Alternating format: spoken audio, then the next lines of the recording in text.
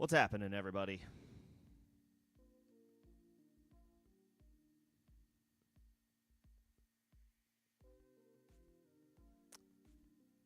Happy Wednesday. Happy trade day. I just got a trade accepted. That's fun. That's super exciting. I just got a trade accepted literally just now. Um I have a league where it's full PPR, two wide receivers, two running backs, and a flex. I have Puka at one of my wide receiver spots, which is incredible.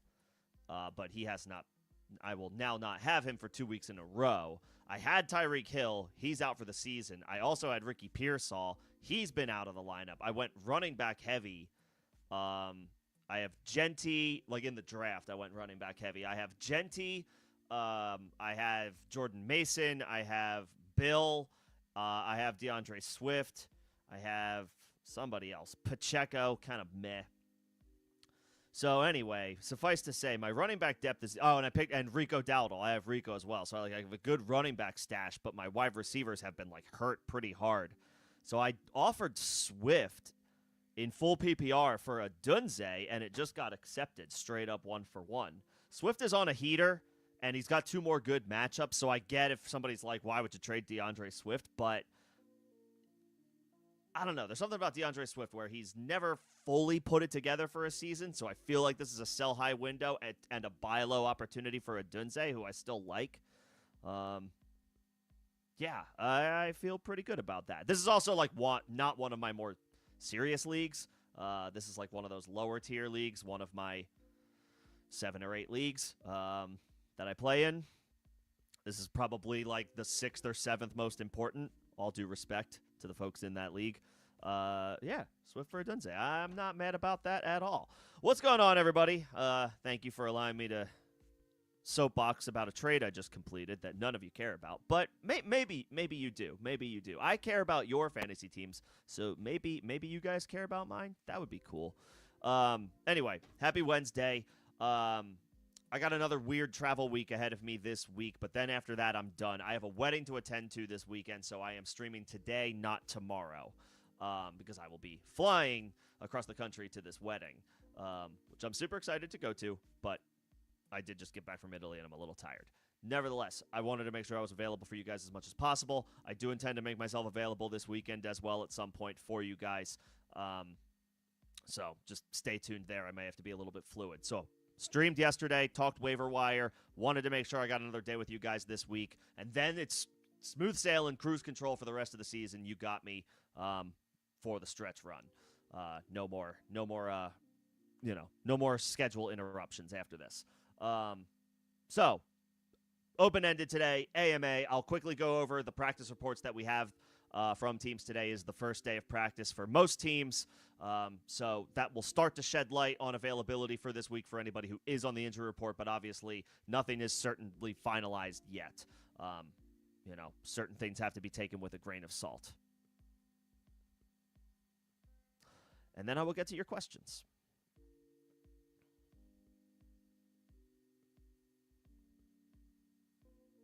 Let's see. Nico Collins, Christian Kirk not participating in practice. That's not surprise. Let's see. What else do we have? Bucky Irving is out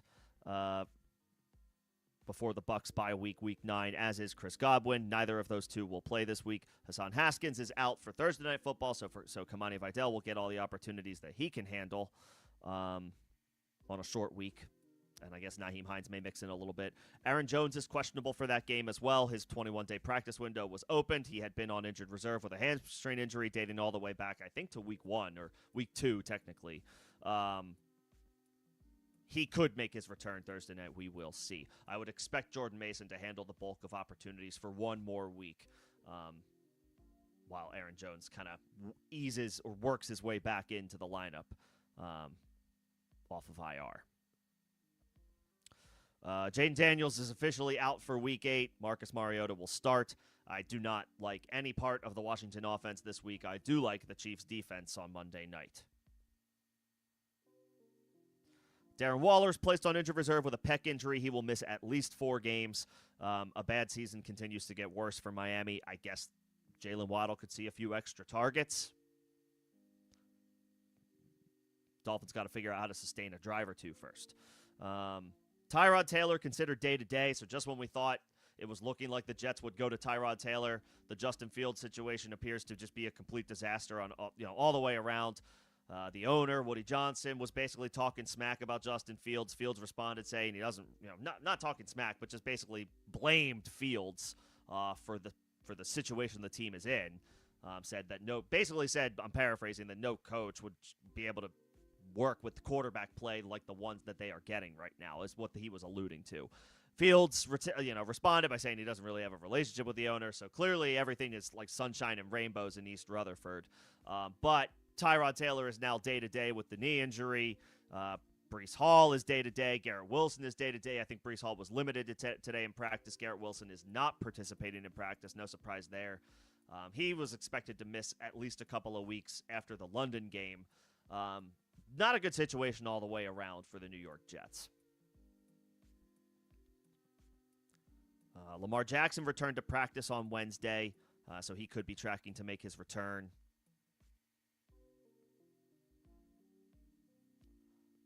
Let's see. Michael Penix, I believe, said he would play this week. He was day-to-day with a lower leg injury. I think it was a knee injury to be specific. Dalton Kincaid is a limited participant in practice on Wednesday. He should be fine. Joshua Palmer does not practice, though, just FYI. Bryce Young not practicing as expected. He will not play for probably at least 3 to 4 weeks. High ankle sprain, probably could even be in the 4 to 6 week territory. Andy Dalton will be starting multiple weeks for the Carolina Panthers. A lot of Bears didn't practice today. DeAndre Swift, DJ Moore, Cole Kmet, Roschon Johnson. So we'll monitor DeAndre Swift. He has been on, like I said, a heater. He has also been nursing some injuries. He's been playing through it. He played through it last week. He was on the injury report. He said last week that he would play before the game. He ended up not only playing, but having a very nice week, very nice performance. Back missing practice on Wednesday. How serious these injuries are is difficult to say right now because Swift is playing through them.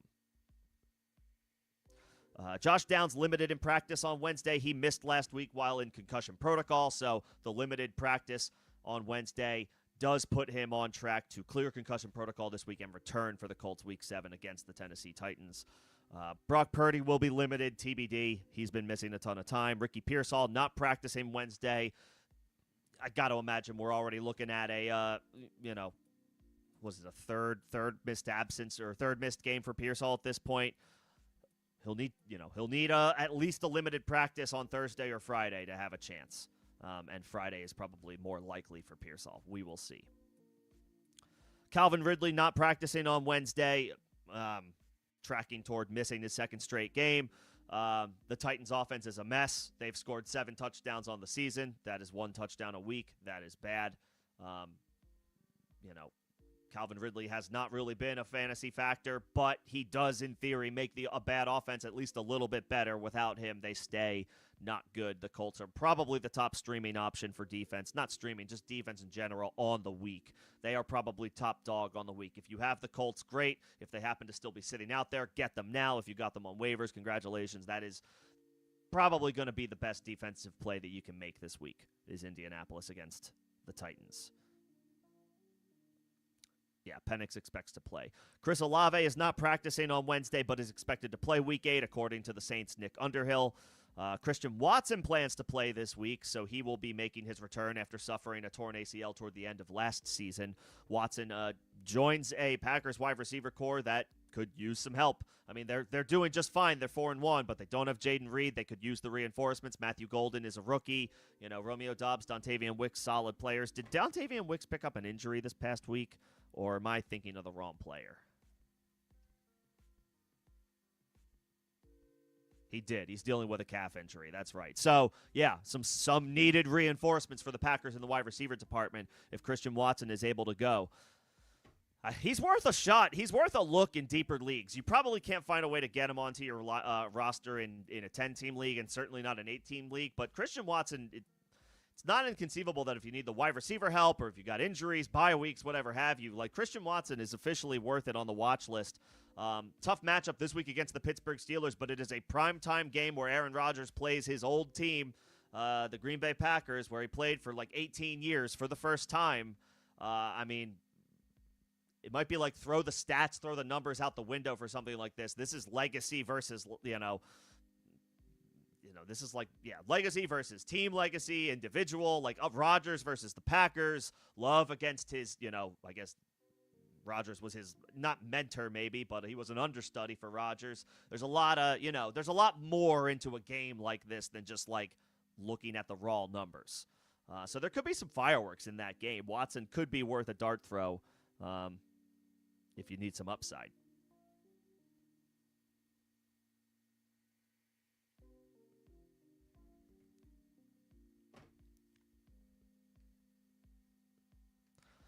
All right, those are all the injury updates. A.J. Brown, this just came down. A.J. Brown did not practice on Wednesday. Could be a Veterans Day off.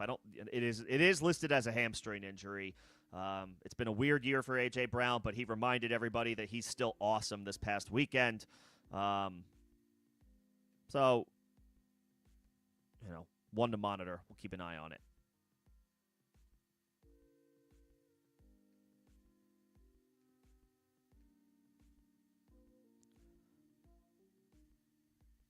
Okay, let's get into questions.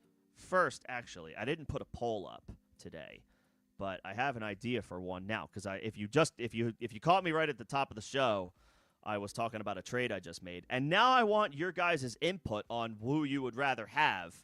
And so I'm gonna start a poll, and I'm gonna get everybody's input here.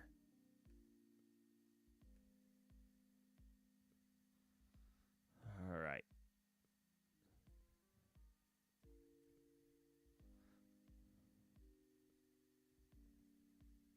Give me a second.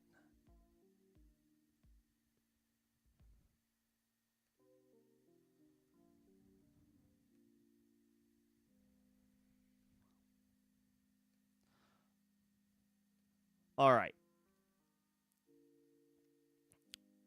We're off and running. Tez Johnson, Kayshon Boutte, or Kendrick Bourne in full PPR. Johnson's got the Saints on the road. Boutte has the Browns at home. Bourne is on the road against Houston.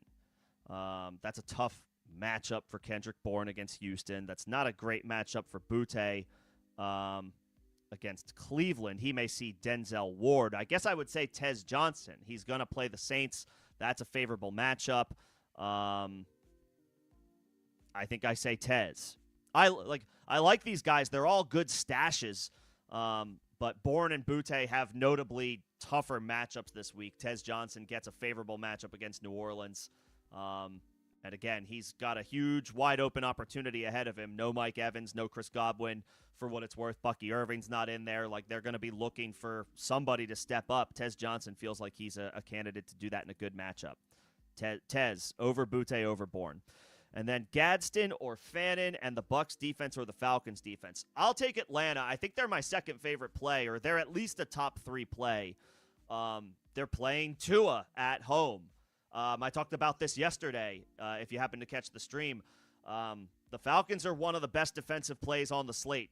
At this point, we are targeting offenses like the Miami Dolphins. Tua is playing horrendously, and the vibes are even worse. Or actually, take your pick. It doesn't matter. Either way, it's not good in Miami. Vibes with Tua are bad. Vibes with the team and the offense and the head coach in general are all bad. They are cratering toward a season of complete and epic destruction, and not in the good way. Everything's blowing up in their faces. Like, you want to target these situations. The Falcons against the Dolphins. Yep, I would definitely do that. I would definitely play Atlanta. Tampa's got a good situation, too. The difference is they are on the road after playing a Monday night game also on the road. So they have a road game, and then they follow it up with a short week road game. The Bucs should still be fine against the Saints, but like that one little wrinkle is enough for me to say Atlanta at home against Tua. As far as your tight ends, Gadsden gets to, catch the ball from Herbert against the Vikings on Thursday night. Fannin catches it from Dylan Gabriel on the road against New England. And then it's possible Njoku returns, even though Fannin has like been the better player. It would be nice if you could. You're not in the luxury of being able to see and wait if Njoku will be available to play before Gadsden does.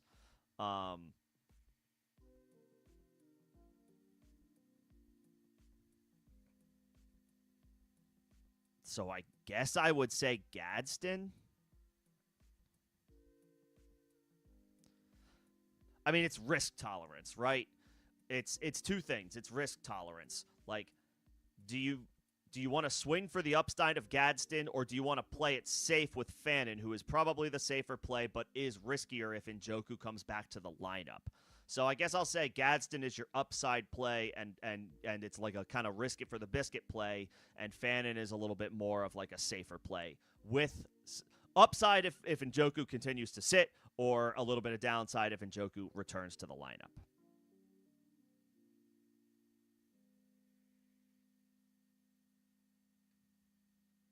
Yeah, the season is moving quite fast.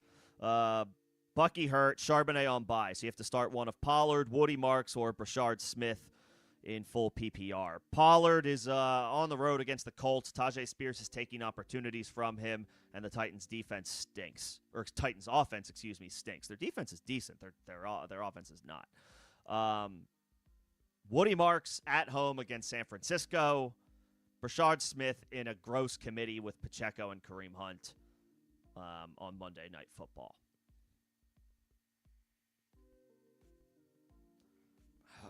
Probably Marks. Probably Marks. I mean, at this point, I don't trust any of the Titans. I don't trust a single offensive player for the Tennessee Titans. Their offense is awful. So by default for me, Pollard is out, and I can't play a committee guy in Brashard Smith. I mean, I guess technically Woody Marks is in the committee as well, but he has emerged and has a larger role right now than Smith does. So by default, my answer here is Woody Marks.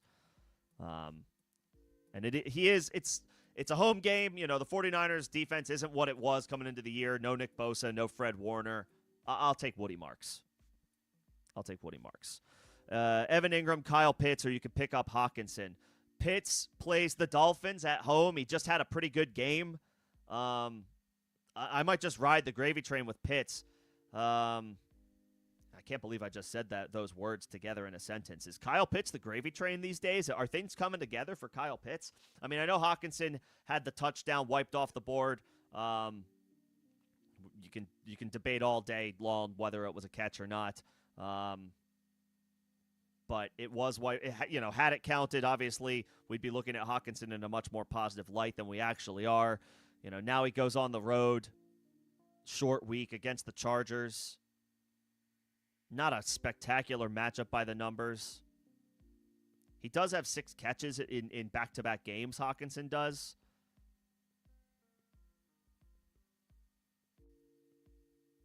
Pitts had a nice game last week. 10 targets, 7 catches, 62 yards. Now he's at home this week where he's typically a little bit better. Pitts.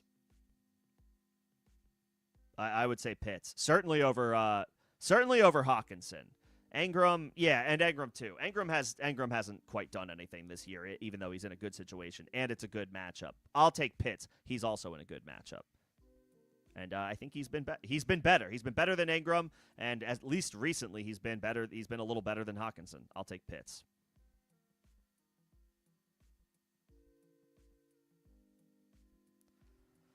Trade May and Ladd for London. You have Allen, so you don't need May. You have Lamb, you have Tet, you have Ladd, you have Ridley, you have Coleman.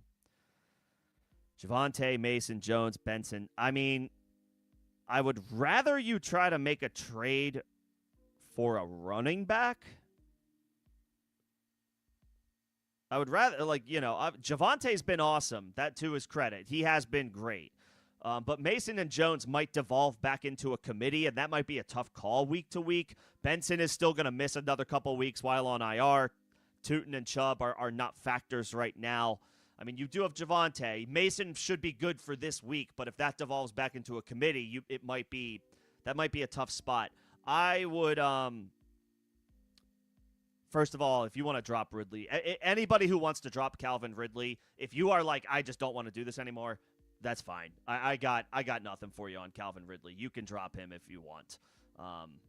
There's very little optimism in this Tennessee offense right now, other than like maybe Cam Ward continues to progress and get a little bit better. Remember, he is a rookie. Maybe in the second half of the season he gets a little bit better, but I get it. It's like the sky is falling pretty bad right now for the Titans offense, and the vibes aren't great.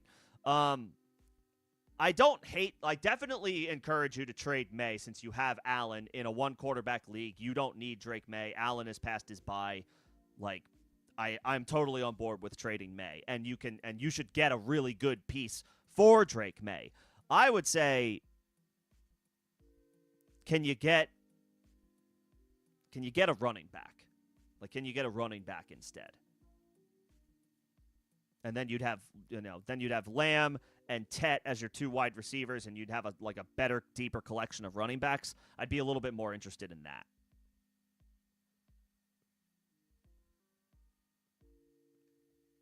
Superflex league, or maybe it's two quarterback outright. I don't want to assume. You got Daniels, you have Purdy. Daniels is out this week. Purdy has been out. Do I trade Daniels, Brees, Nico for Lawrence, Olave, Saquon? Well, I mean, as you know, you're not going to have Lawrence this week because he's on his bye. So, and we don't know how long Daniels is going to be out. It could be a 1 week absence. It could be a multi-week absence, but I don't think we quite know that just yet. Although he was ruled out pretty early in advance this week, I guess I should say. Low grade hamstring strain. Let's see. Hopefully, like, there's, the door I don't think has been shut yet on Daniels returning week 9. So if you trade Daniels for Lawrence, you're trading a guy who can't help you this week for a guy who can't help you this week. The fact that Daniels is not yet ruled out for this week alone makes me not want to do this trade, because Daniels is obviously so much more of a factor, of a fantasy difference maker than Lawrence is. Brees and Nico obviously have been disappointing. Olave had a nice week. Otherwise been, the Saints offense isn't great. And Saquon has been disappointing as well. So I don't know that I'm necessarily dying to trade for Saquon at the moment. I think no. I know that situation sucks for you right now. Daniels is hurt. Purdy's been out of the lineup for the most part, more than he's been in the lineup. If you can skirt by with waiver wire pickups and the bargain, the Joe Flacco's of the world. If you need to grab Andy Dalton for a week, it's not ideal, but just to get a body in there that should be able to get you 15 points as a quarterback. I think I would rather do that than sell Daniels for Lawrence when Daniels could come back as soon as next week.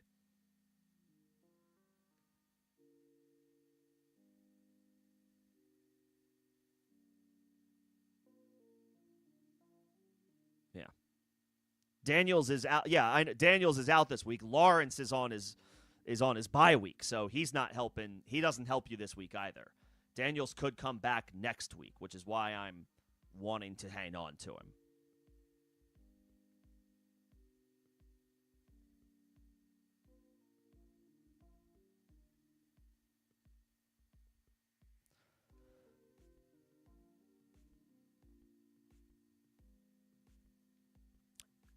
You have McBride on a bye week, yeah. Got offered Benson and Schultz for Godson. For who? Is that Godwin?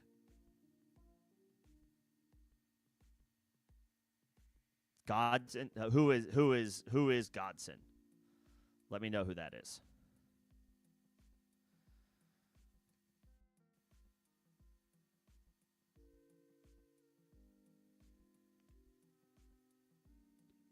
I'm gonna finish up this trade question. Yeah, okay. So you have Mariota going this week. So you have Daniels now. You have Mariota come this week, but But trading for Trevor Lawrence, this is who we're talking about. Trevor Lawrence, right? He's on bye this week. Like, he's also not available to you. So since you already have Daniels' backup in Mariota, you can go right back. You can, like, that's a seamless, easy transition for you to make when Daniels comes back healthy. Like, yeah, Daniels is out this week. Lawrence is on bye. He's not helping you this week either. So I don't want, and since Daniels can come back as soon as week 9, he hasn't been ruled out for week 9. I don't want to give up Daniels for Lawrence.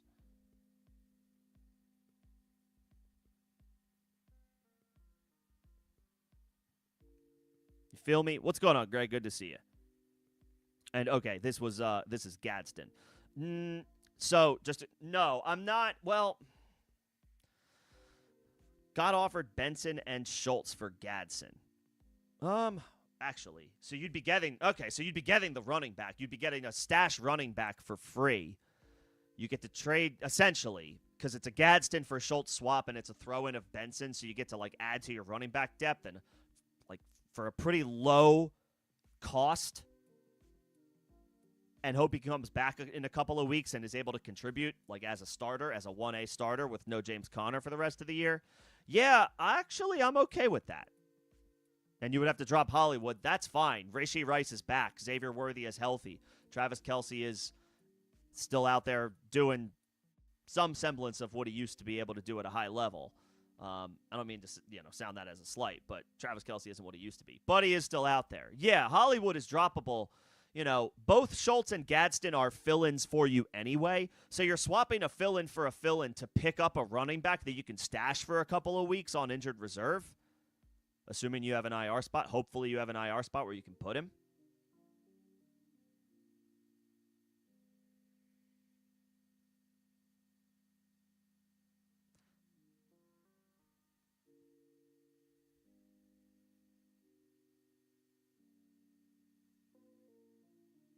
Yeah, I would do that trade.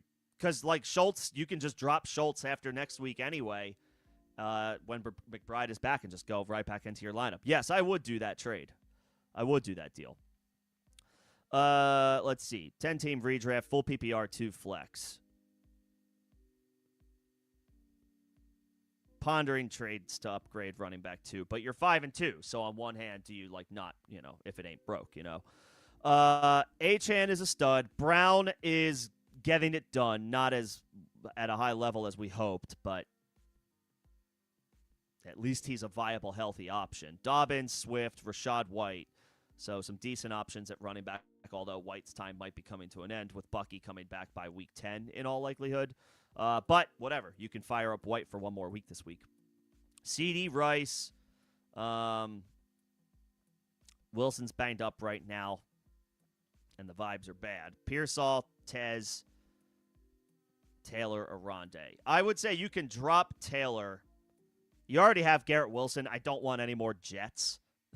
I would say, and I know, Taylor's going to, unless you plan to play Taylor this week over Gadsden, but then why did you pick, I assume you picked up Gadsden on waivers this week. The point is to play him, right? You picked up Gadsden, you used a waiver priority or FOB to pick him up. So play him. Drop Mason Taylor for a running back. And then, you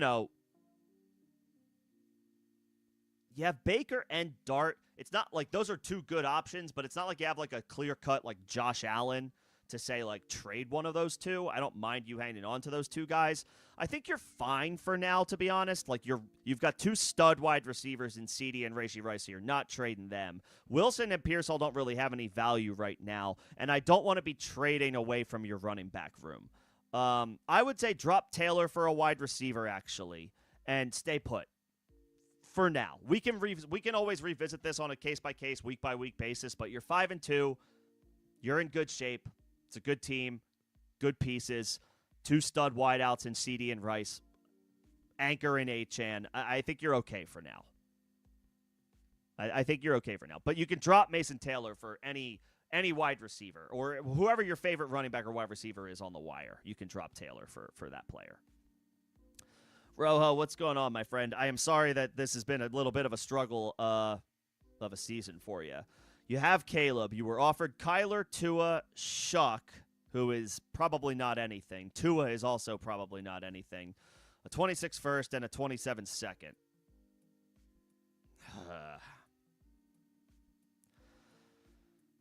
I mean, I guess you say yes to that, but like you said, I don't really want to. You know what I mean? Like I don't want to take on Kyler. Like at least Caleb has like future promise. You may think that, Caleb is a polarizing player. There are a lot of Bears fans and some folks who like believe in him. There are a lot of people who do not believe in Caleb and think he's a bust and think he's not good. And he's done nothing in either direction to boost. Like there are weeks where he's good and there are weeks where he doesn't really do much of anything. But he is the first overall pick in the draft, highly touted. First overall pick, obviously, last year, not this past year. He's going to have a long leash in the NFL, a long rope. Like Kyler feels like he's closer to the end of his rope than the beginning. Tua is definitely at the end, and Shuck may not ever get a rope to begin with. So, like, you take Tua and Shuck out of this because I really, truly think that like they're especially Tua, like any fantasy relevance they had is dwindling if it was ever there to begin with in Shuck's case. You're looking at like Kyler and a 26 first for Caleb. I don't know that that's a smash accept because Kyler is not and hasn't been for a while a huge difference maker at quarterback. He's a frustrating up and down inconsistent quarterback. At least Caleb has still got like in his second year some promise and is in a good environment with Ben Johnson. Kyler's in a crap environment with Jonathan Gannon. I think I would hold. I think I would hold, Rojo. Like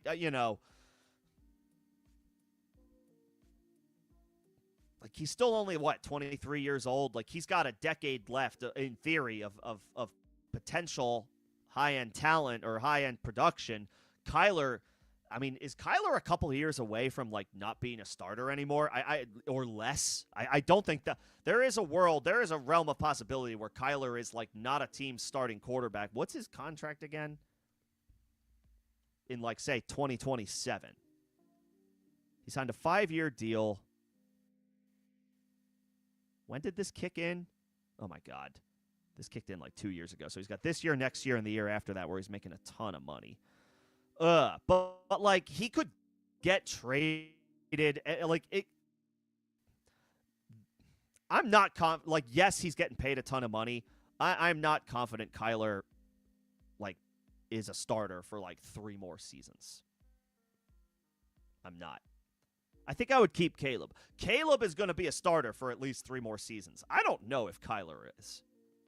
So especially since you have you got a winless dynasty team here, Rojo. You definitely and I know you know this, but you got to keep the long view in mind. Like this season is probably a wash. I don't know that you necessarily want to scramble at this point to try to put a couple of wins together. If you do, I guess you make this trade. But honestly, I would probably reject this. I know you would be getting a first-round pick, but I don't think it's the right pieces. It's not a bad offer in a vacuum to get all this stuff, but I don't think it's the right pieces, if that makes sense. All right, jumping down to Greg's question. I did not go over my spiel at the top of the show, but just FYI for anybody who is new. Members get first priority in responses to questions and comments. That is a perk of being a member of the channel. If you send a super, that would also be a line jumper, a way to get your question answered out of order or out of turn. You don't have to send a super or be a member, but I do just ask for some patience if I do get those questions. I do have to jump down and get those. Let's see. Is Stafford set and forget over Love? I mean, right now, probably with the this Rams offense is firing on all cylinders. At least the passing game is. I mean, Puka looks like a top 2 receiver in the league, and Adams looks like he can still do it at a top 10 level, even as in his age 32, 33 season. I'm sorry, I'm forgetting how old Devontae Adams is. But he still looks like a boss. He still looks like the future Hall of Famer that he is. Yeah, I mean, this is the best collection of This is the best tandem of wide receivers in the NFL right now, and Stafford is helping support that in a big way. I think right now, yes. Like for now, right now, yes, he would be. So if you actually on that note want to up your fob bid a little bit, Greg, I think I said 5 to 7 at first, just because he's on a bye week. If you want to bump that up to like 8 to 10 fob bucks, if you feel good about the rest of your team and you feel like you can splurge a little bit on a quarterback that you feel good about, I'm okay with that. I'm okay with that.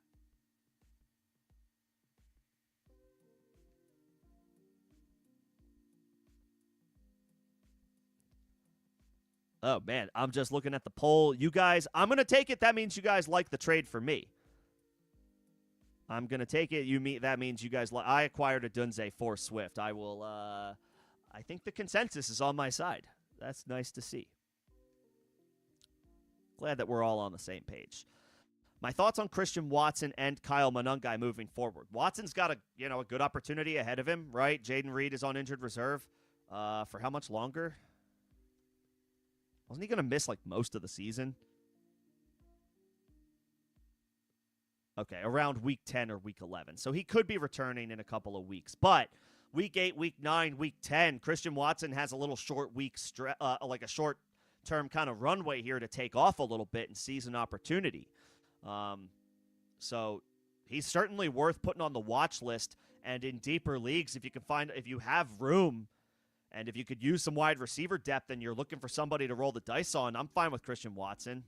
Matthew Golden's a rookie. Romeo Doubs is a good player, but Dontavian Wicks picked up an injury. And again, Jaden Reed is not going to be back for probably another couple of weeks. Yeah, I'm fine with Watson. And then same deal with Monangai. I mean, it looks like he could be getting an increased opportunity. And obviously, I said this yesterday, we don't want to get too high or too low in a situation where you get to play the New Orleans Saints at home and just run the ball into the ground against them.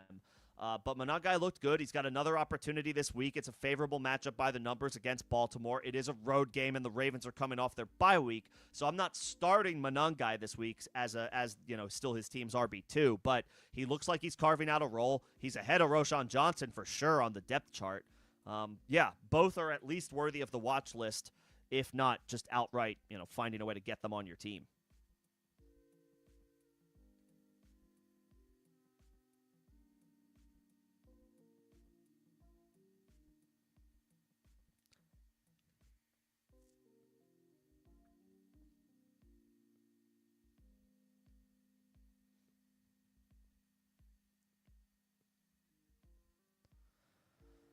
Okay, Franklin, Downs, or Xavier Leggett. So I guess Leggett's value could be boosted with Andy Dalton. Dalton seems to like throwing him the ball. Franklin gets the Cowboys this week. That's a spectacular matchup.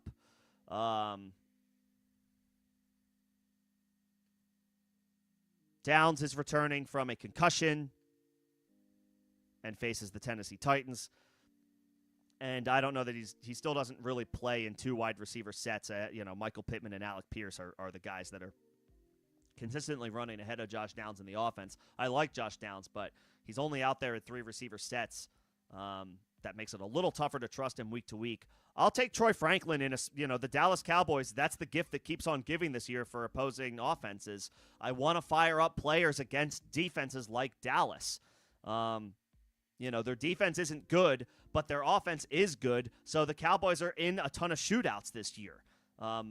Teams are scoring against them. And again, on the other side, their offense is forcing teams to have to continue to score against them because their offense is good. It's a match made in heaven for fantasy. So I want to play players who are in the matchup against the Dallas Cowboys. I'll say Franklin here. I'll say Franklin.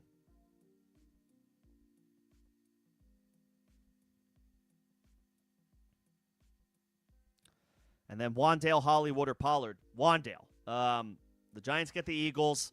It is on the road. Tougher spot, tougher matchup. But Hollywood is now officially behind Rashee Rice and Xavier Worthy on the depth chart. And I don't want to start any Tennessee Titans, even if there was a fire. I do not want to play Tony Pollard. 1, he's on a bad offense. And 2, he's losing opportunities now that Tajay Spears is healthy. So I do not want him. Wan'Dale.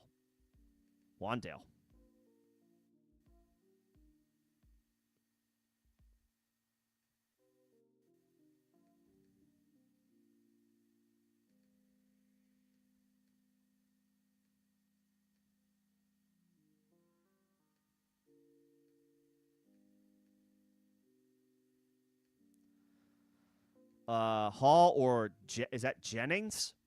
Brees Hall or Jawan Jennings. So I guess we just need to see the injury reports this week. Is Jennings practicing? I know that Hall was limited. He's a little banged up.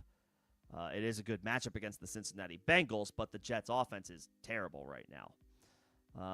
Jennings played last week. He had 4 catches for 31 yards on 7 targets. He's nursing a ton of injuries at the moment. And I have not seen anything about his practice status today. Neither of these guys inspire a ton of confidence right now, but I'll take Brees Hall because he's a starting running back. He's a good individual player. He's in a bad situation, but he's a good individual talent. It's a great matchup against Cincinnati. I'll take Brees.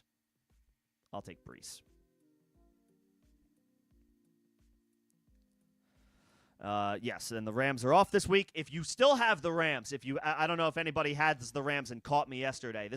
If you have the Rams defense, hold them through their bye week. They have some great matchups coming up, and they are a damn good defense. They have a good pass rush. And they've got a good offense. I just got done talking about how Stafford, Puka, and Devontae Adams is like the best quarterback wide receiver trio in the league right now. It's a good offense. I mean, I guess you could argue Dak, CD, and Pickens have an argument there, but Stafford, Puka, and Adams are awesome right now. And I would take Adams in a vacuum over Pickens, even in his advanced age. So, good offense, good defense. They're going to play with leads. They're going to have opportunities week over week in the second half of games to create pressure, create a pass rush, pin your ears back, get after the quarterback, create sacks, increase the chances of turnover-worthy plays. Hold the Rams if you have them. That being said, you can start either one of these defenses. They're both on the road. Tampa is playing a road game on a short week after a Monday night road game, so that is a tough spot. However, I think they are a little healthier than San Francisco is at this point. They, obviously no Nick Bosa, no Fred Warner for the 49ers anymore. So I guess just based on the talent plus the matchup, I'll say Tampa.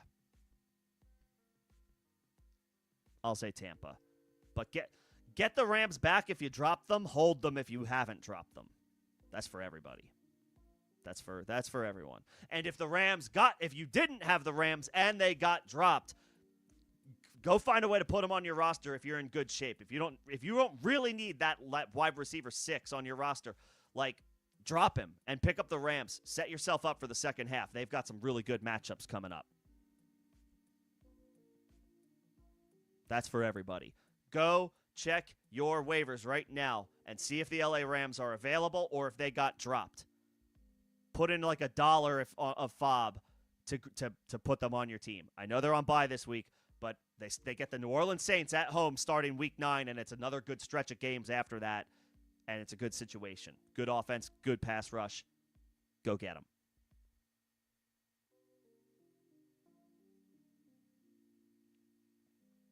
Do you trade away Josh Jacobs, Ladd, and A.J. Brown for Puka and Judkins?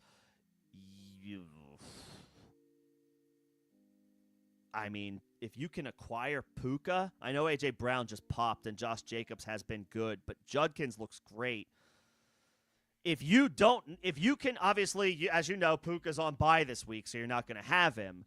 And if you trade all these players away, I am going to assume that increases your chances of not winning this week. I mean, if you're in good shape, if you're 5-2, or even better, 6-1, if you've got a really good record, or if you've scored, maybe you're 4-3, but you've scored a lot of points, you're willing to eat this week to pick up a stud like Puka and a guy who's been on fire in Judkins. Yeah,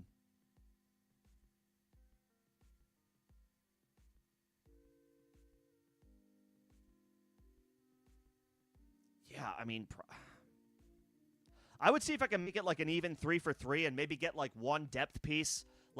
They're going to have to drop somebody to make this trade happen. It's a 3-for-2, so they would have to drop somebody to make it happen. Just take that player in the trade. Make it a 3-for-3. Just get a depth guy that you get to make a decision on. The teams, their RB5 or their wide receiver 5, one of their last bench guys, just to make the trade a little even and give you another option, and you can decide if you want to drop that player or not. Just add a third player in that deal, And I think I would. Puka is a top 5 player rest of season. Jacobs is probably in like the top 15 rest of season range, but Puka's top 5, and Judkins is only like probably like a tier, maybe a tier and a half below Jacobs. AJ and Ladd are several tiers below Puka at this point. So if you can make it a 3-for-3 trade, yes, I would do that deal. Yes, I would.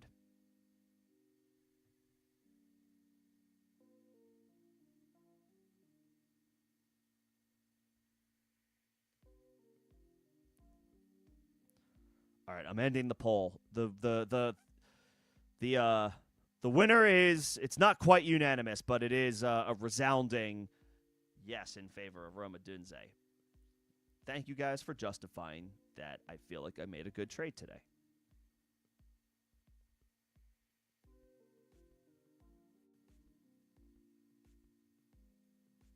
It's very exciting.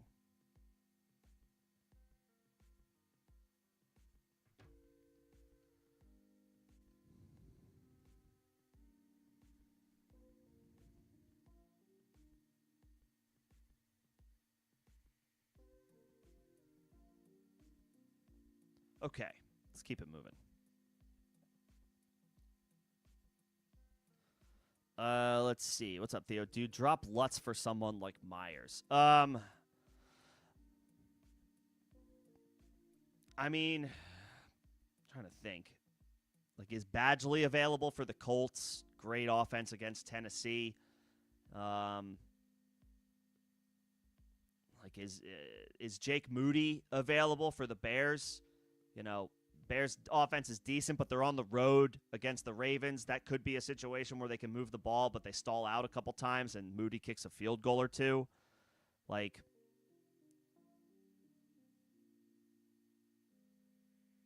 you know, I assume Fairbairn's not out there, but is Fairbairn out there? Otherwise, if those guys aren't available, if Badgley for the Colts is not available, then I might just keep Lutz because they're playing the Dallas Cowboys. And I just got done talking about Troy Franklin. I mean, there's probably going to be a lot of points scored in that game. So, like, I'll roll the dice on a kicker. If I don't have a clear-cut option at kicker, I'll take a kicker playing in the game against the Dallas Cowboys where I expect a lot of points to be scored.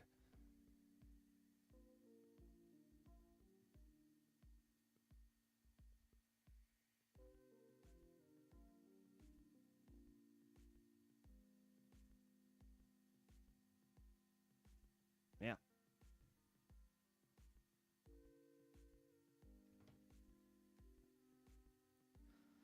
Okay. Yeah, I got the Superflex trade question. We can revisit it, but I ultimately am not. I'm not trading Jaden Daniels. I know the situation is dire, but if I have Mariota, I have that. I can just make that seamless transition back to Daniels when he's healthy. I don't have any updates on Terry McLaurin. And we're not going to get any today because the Commanders are not practicing today because they play on Monday night, so their first practice will be tomorrow. So we're going to have to double-check on tomorrow's news with Terry McLaurin and Deebo Samuel and their availability. Let's see.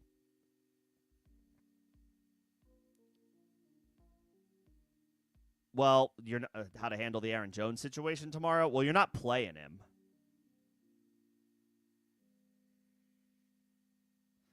McCaffrey, Dobbins. Okay. So actually, you may have to play Aaron Jones because Nico Collins.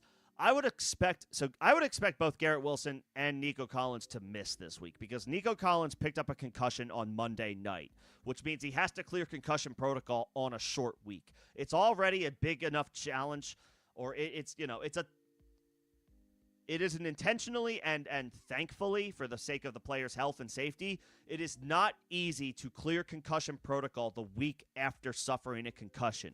Now Nico has to clear concussion protocol with one less day to do it because he suffered the concussion on Monday night. I would be operating as if he is not going to play this week. It would probably be a mini miracle if Collins got cleared. We don't typically see players get cleared out of concussion protocol on a short week. It doesn't happen. It doesn't happen very frequently. So I may have to operate like Nico is out, and I'm assuming Garrett Wilson is out because he was initially reported to miss a couple of weeks with his knee injury, and we're in week 2 of that projection, and he's not practicing today. So I'm going to go ahead and assume that those guys are not going to play. Debo, I don't know. Not sure. We got to, we have to wait and see on that. So I guess to that point, do you play Aaron Jones? I still think my answer is no, because you could play McCaffrey, Dobbins, and Marks, and we'll find wide receiver help somewhere else. You'll play Tez Johnson. If Pearsall misses, we'll find a player. We'll find another wide receiver on the waiver wire to pick up. I would play McCaffrey, Dobbins, and Marks as your 2 running backs and your flex. And then you could play Keenan Allen over Nico and Garrett Wilson. And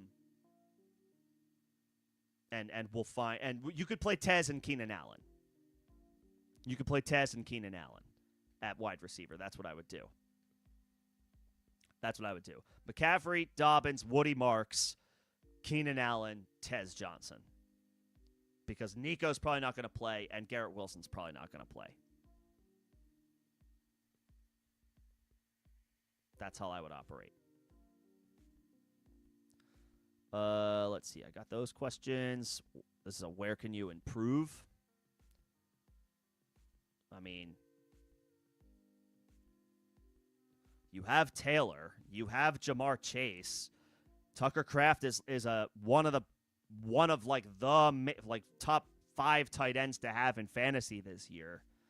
You have Derrick Henry past his bye week, so your running back depth is perfectly fine. I got to imagine you have a good record here. I have to imagine you do. I wouldn't do anything, man. I mean, you've got good wide receivers and you've got depth options. You've got pieces in each spot. If anything happens, you have dudes that can step up. I mean, maybe you swap Golden for another running back or wide receiver on the wire just because now Christian Watson is coming back and Jaden Reed is closing in on a return and Golden hasn't necessarily set the world on fire. But also, to that point, you could hold him. I guess it depends on who's available for you. I guess I would check the waivers and see if there's an enticing running back or wide receiver that's out there and you could swap Golden for him. But other than that, I mean, there's no way you're worse than 4-3. Your record has to be pretty solid, I would think. 3-4 at the worst. You have Taylor, you have Chase. I got to imagine you've got 3 or 4 wins and you've probably scored a good number of points. This team looks like it's if it didn't start off strong, it's probably still coming together all the same. I wouldn't really do all that much. It's a good team. That's a compliment. It's a good squad. Warren Swift or Ricky Pearsall. Not Pearsall. He's not practicing and he hasn't played for a couple of weeks. Warren gets the Packers at home. Swift is on the injury report, gets the Ravens on the road. That's a good matchup. Swift is on a heater right now. He's playing really well, but he is on the injury report. Warren has been good this year. I would play Warren. It's a primetime game against the Packers. Again, I've been talking a lot about whether you just joined recently or if you've been with me for a lot of the stream so far today. Sometimes there's more to an individual game than just charting the numbers and looking at the stats and looking at the data. Packers-Steelers is one of these instances. It's Aaron Rodgers going up against the team that he spent the first 18 years of his career with, the Green Bay Packers. He's playing them for the first time on Sunday Night Football. There's vibes in this game, right? As the young people would say, this game is, or maybe they won't, but there's going to be an aura to this game, right? There's more to this game. It means more. Rodgers against his old team. I want players in this game. I'll play Warren. I'll play Warren at home over Swift, who is on the injury report. I'll play Warren.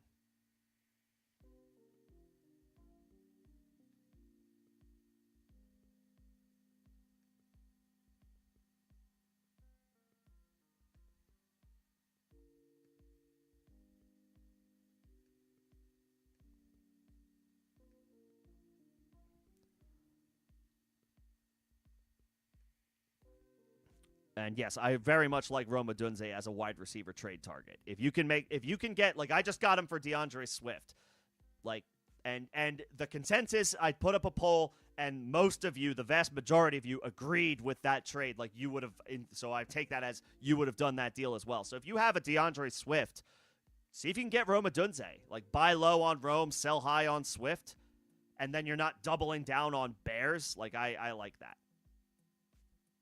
If you have somebody like Swift.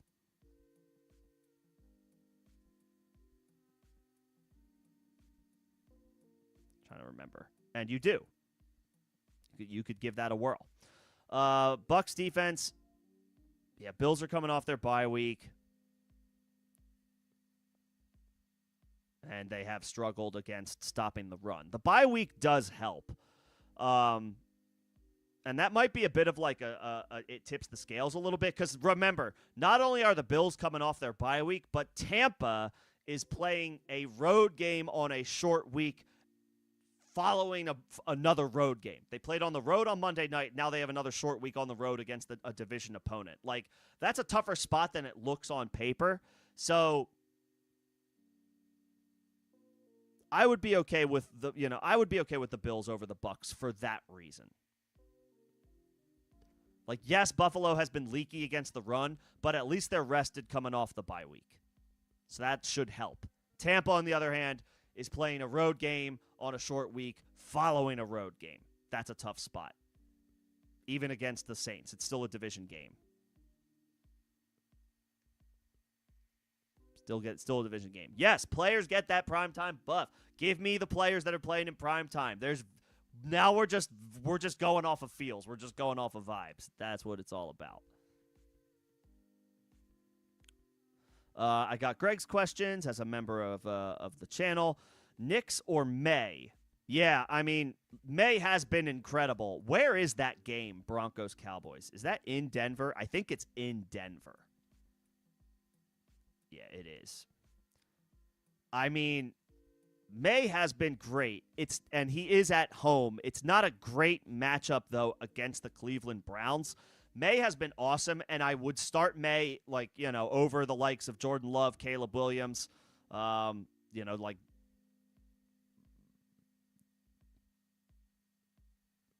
I mean, he's in a great spot. But Knicks is in a better spot. He gets the best matchup you can ask for. It's the Dallas Cowboys. It's a spectacular matchup. I would go with Knicks. I would go with Knicks.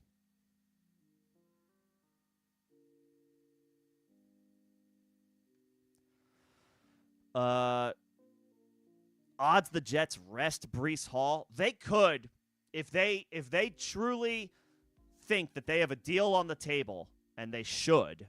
Some team is good. Some contender is going to be interested in getting Breece Hall, if in fact he is available.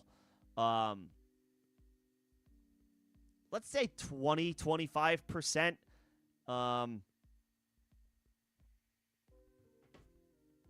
that's, of course, assuming the Jets make the smart move, the right move, which is off unloading a running back in a lost season where it may not make sense to re-sign him when you are in what appears to be a full-blown rebuild. The Jets sorely need a quarterback.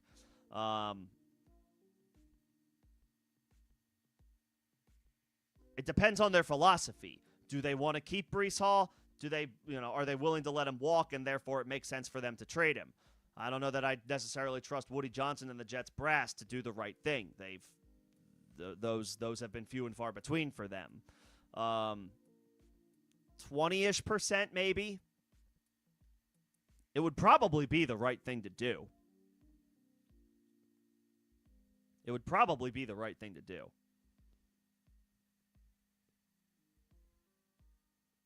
If you're the Jets.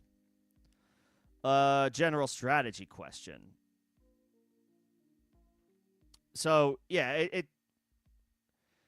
it depends. Like, if you have that stud tight end, Trey McBride, Tyler Warren, Tucker Kraft, ideally Brock Bowers and George Kittle get back into that tier. They haven't this year. They've both been injured. And and so they've like fallen a little bit. They're not as valuable as they were drafted to be. But if you have one of those guys, and obviously with Kittle and Bowers, you're banking on optimism and hope that they come back healthy and produce at a high level. But definitely if you have McBride, if you have Tyler Warren, if you have Tucker Kraft, you do not need another tight end once that player is past his bye week. Once your starter is past his bye week, there is absolutely no need for a backup tight end. And it's the same deal if you have a stud quarterback. If you have Josh Allen, if you have a healthy Jaden Daniels, if you have Jalen Hurts, if you have Justin Herbert, if you have a healthy Lamar Jackson or a healthy Joe Burrow, you do not need a backup quarterback. Now, if you have that, if you have a second-tier guy like a Baker or a Jared Goff or you have Jackson Dart, you have Caleb Williams, you have Jordan Love, you have Dak. Well, Dak's been pretty high tier at this point. You have Stafford. Maybe you keep two and play matchups. It depends on your situation. It depends on the guys that you have. If you went, if you were a late-round quarterback drafter, then you probably want two quarterbacks. If you were a late-round tight end drafter, then you want two bargain tight ends. But if you drafted Trey McBride, you do not need a tight end two. If you drafted Josh Allen, you do not need a QB2. It depends on your specific build, your team's build.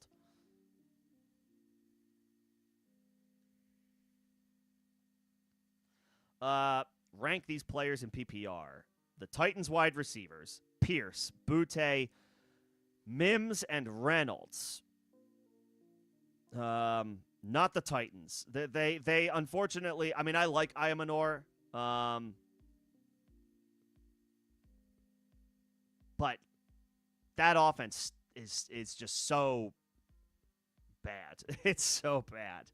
And it could get better as the season progresses if Cam Ward improves. Remember he's a rookie in a bad situation. He could get better. He could improve a little bit for the end of the season. But it's pretty bad right now. So those two would be at the bottom for me. Pierce gets the Titans. That's pretty good. Mims gets the Cowboys. That's pretty good. Josh Downs comes back for Indianapolis.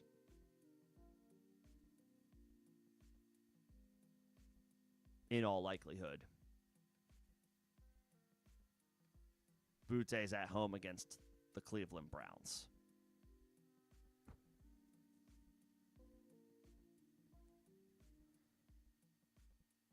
I think, again, I want to chase the matchup against the Dallas Cowboys, but Mims is a little hot and cold. He is up and down. If you need upside and need to be aggressive, I guess Pierce is the same way. I'll say Butte is like a safer play, even though, his floor should be decent at home. In theory, Josh Reynolds has the best opportunity here because of no Garrett Wilson, but the Jets' offense stinks. And I know the Bengals, it's a favorable matchup, but, I don't trust Josh Reynolds to do. I just don't want a piece of the Jet. I don't want pieces of the Titans or the Jets' offense. So those guys are out for me. Those guys are out for me. Mims against the Cowboys, Pierce against the Titans. Butte is a safe play against the Browns. That's how I would rank them. Mims, Pierce, Butte.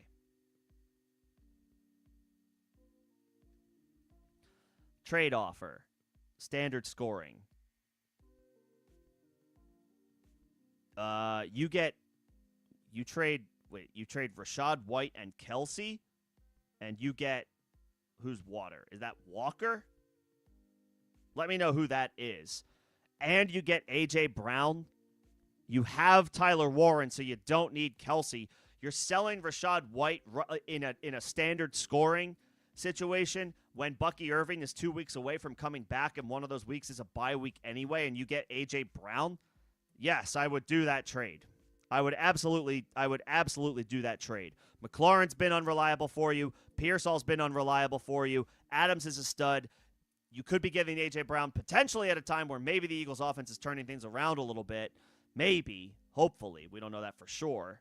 But maybe. Yes, I would do this trade. You don't need Kelsey if you have Warren. You don't need Rashad White after this week. Yes, I would. To get AJ, yes, I would do that trade. Yeah, absolutely, I would do that trade. 100%. 100%. Kittle got the primetime nerf. You are correct. But it was his first game back after an IR stint, so I'll give him a mulligan. But it's a good call out. He goose egged on primetime. That's no bueno.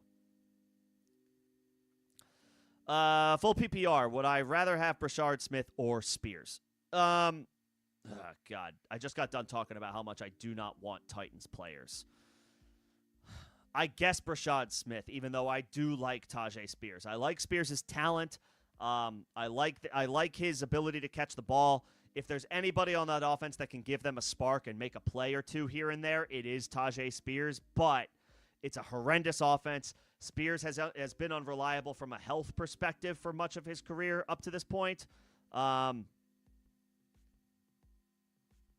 again, the Titans' offense is bad. It's bad.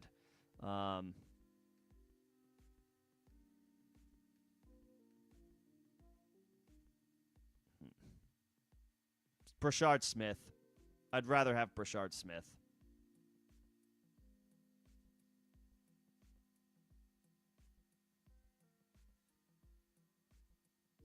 Yeah.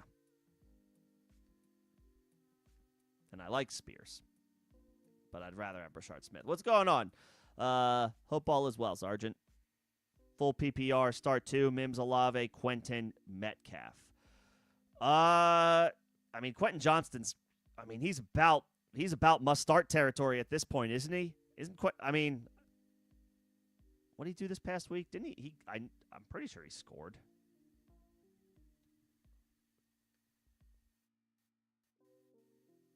And he's got a short week this week against the Vikings. Okay, 2 catches, 30 yards. Okay, so the touchdown was pretty much like all he did, and I guess he's been on a bit of a swoon. He had 4 for 40 the week prior, and that wasn't a very good game. Okay, so he fell off like a smidge, a little bit, not significantly, but a little bit. Metcalf again is in that shiny Sunday night football game. Aaron Rodgers against his old team, the Green Bay Packers. So I kind of like Metcalf as a result of that. Olave balled out against the Bears last week. He did not practice today, but he expects to play. He gets Tampa at home, and Tampa's playing a second straight road game, this one on a short week. So I kind of like Olave, ride the wave a little bit. I like Mims. It's a good matchup, but he's too much of a dart throw. He's too up and down for me to consider here. Olave and DK Metcalf. I like Quentin Johnston, but I will take the past 2 weeks into account. He hasn't had very big games. Now he's going up against the Vikings on a short week. He could be fine, but he's been kind of quiet the past couple of weeks. Gadsden has emerged, so let's maybe pump the brakes on Quentin a little bit. Olave in a home game against Tampa. Metcalf in a primetime huge game. Rodgers against his old team, the Packers. I'll take Metcalf as my second guy. Olave as my first guy. And the best defenses for this week. Well, I guess I'm assuming the Colts are not available, right? If the Colts were available, I would tell you to grab them. If the Falcons were available, I would tell you to grab them. Those are the top 2 options. If they are not available, I don't really want to play the Bears, assuming Lamar Jackson is back. I don't really want to play the Bears off the Bears defense. I get it if Cooper Rush was playing, then that's a different story. But if Lamar is back, I'm not playing the Bears. The Bills get Andy Dalton coming off their bye week. The 49ers, it is a good matchup against Houston, but also the 49ers are missing key pieces on their defense from here on out. No Nick Bosa, no Fred Warner. I'll take the Bills. Of this group, I'll take Buffalo. Of this group, I'll take Buffalo.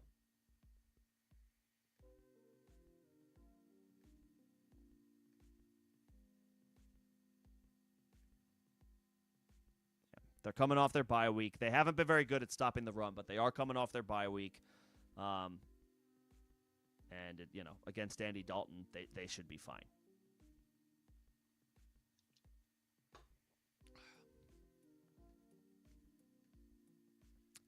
see if there's any more injury updates or practice report updates. Just that Christian Kirk, Nico Collins officially don't practice on Wednesday. I would be operating as if Nico Collins is not going to play this week. If you have Nico, I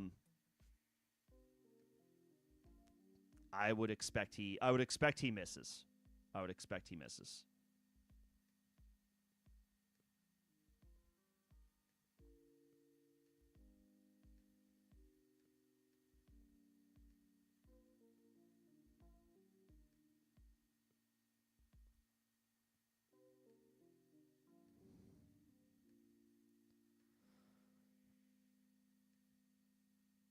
You have an offer for Devon Achane. You would trade Puka.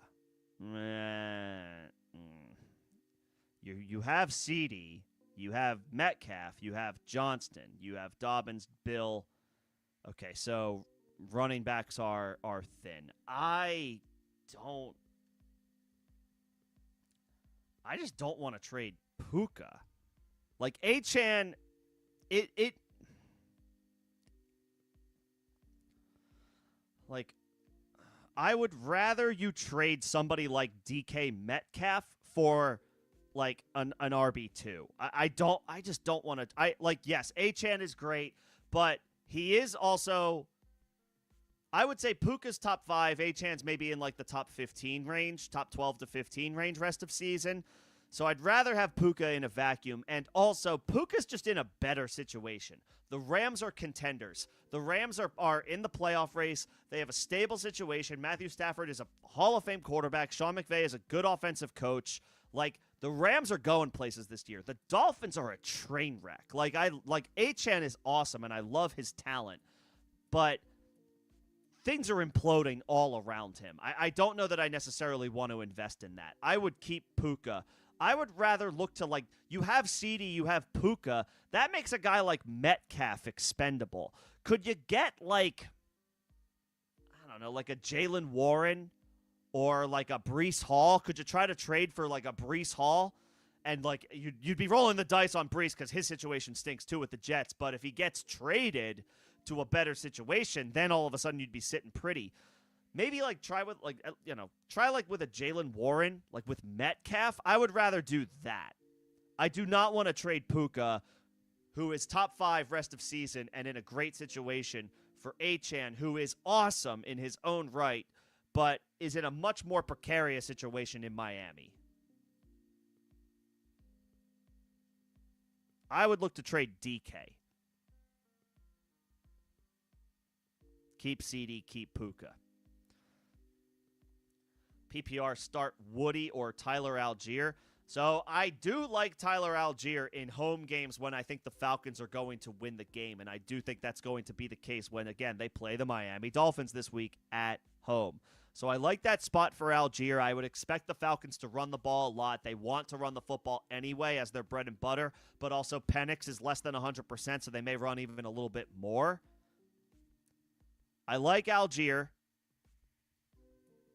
Marks probably has a little bit more of an opportunity than Algier in a vacuum, but it's a worse offense. I don't trust the Falcons are not a great offense, but at home against Miami, I'll take my chances against versus the Texans offense, also not good, but they're playing San Francisco, who is not 100% on defense, but they are still a more respectable team than the Miami Dolphins.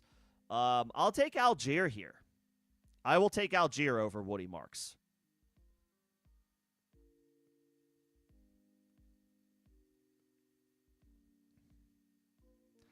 And then May and Mason for Henry.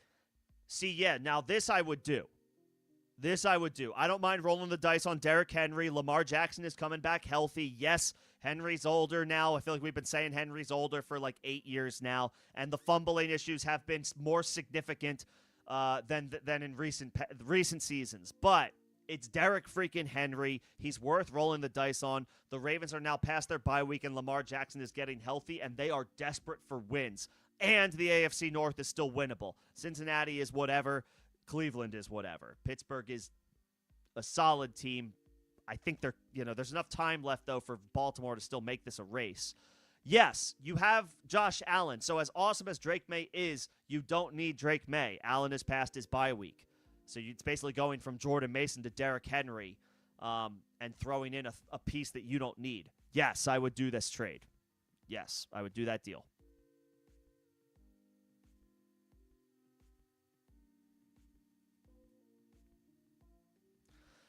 Trade Gibbs and Tez for Barkley, Judkins, and Olave. No. I mean, this is essentially a 3-for-1 where you give up Gibbs for Saquon, Judkins, and Olave, but you're giving up the best player in the trade by far. By far. Saquon is not what he was last year. He's probably still a low-end RB1 because of volume, and he's still going to have his big games, but Gibbs is a top 3 running back right now. It's him. It's, top 5, I guess. He's top 4. There's 4 guys, right? It's Bijan, it's Taylor, it's McCaffrey, it's Gibbs. And then it's everybody else. Olave is solid, and he had a nice game this past week, but I don't know that he's a week-to-week difference maker.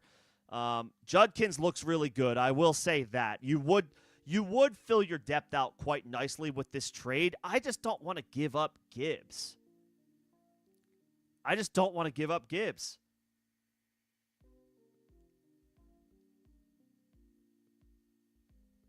Real quick, just to complete this, I answered this earlier. Yes, do that trade. You have Tyler Warren. You don't need Kelsey. Rashad White is not as useful in standard scoring, and Bucky's coming back in 2 weeks. You get A.J. Brown and Waddle? Hell yes, make that trade. Smash accept. Absolutely. Yeah, I don't want to trade Gibbs. That's what it comes down to for me. I don't want to trade Gibbs. It's not a bad offer, but I don't want to give him up. You have Spears. You could pick up Monungai, Brashad, or Justice Hill.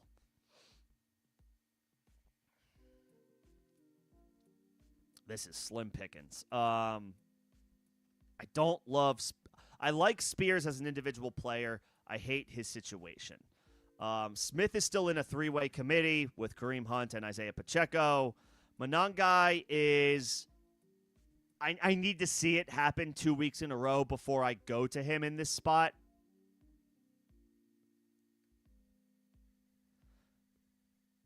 And then Justice Hill, I guess, could be a guy that comes in on third downs for the Ravens.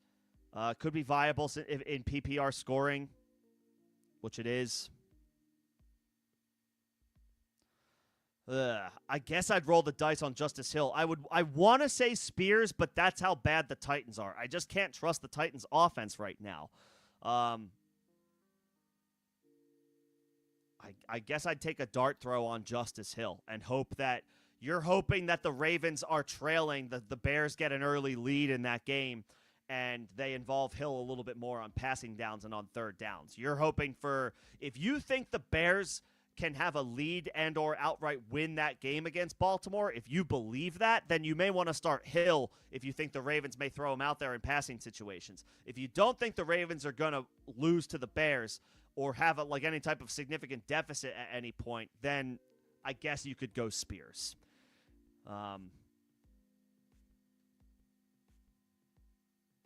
I don't know that the Bears will have a lead against the Ravens, but I guess there's a more likelihood of that than the Titans, making that game against the Colts a contest for very long. I guess I'll say Hill. Would I trade Dak and Mason for Warren? You have Gibbs, you have Cook, you have Lamar coming back. This is Tyler Warren or Jalen Warren? If it's Tyler Warren and you don't have a clear-cut difference maker at tight end, then yes, I would probably do this trade. If this is for Jalen Warren, it's not bad, but having to give up a 2-for-1, I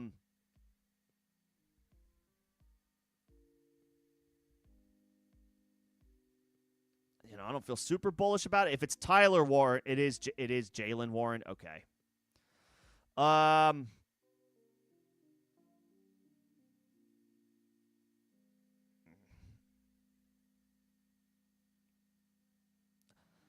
I guess the one thing about Warren is he's closer to his team's 1A than Mason might be when Aaron Jones comes back. I guess it's fine. Like, I guess it's fine to do this. But I don't know that I would be chomping at the bit to do it. Like, yes, it makes sense for you to trade Dak because you have Lamar coming back and you can get a running back. I would almost want like maybe I'm being greedy here, but like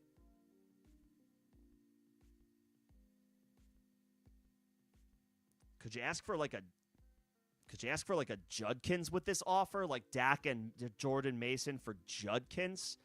That might be a little rich. That might be me being a little greedy. I guess this trade is fine for Jaylen Warren because he is the team's 1A. I don't know if Mason will retain the 1A opportunities when Aaron Jones comes back. He may not. I guess this is fine, but I don't have like a strong conviction for it.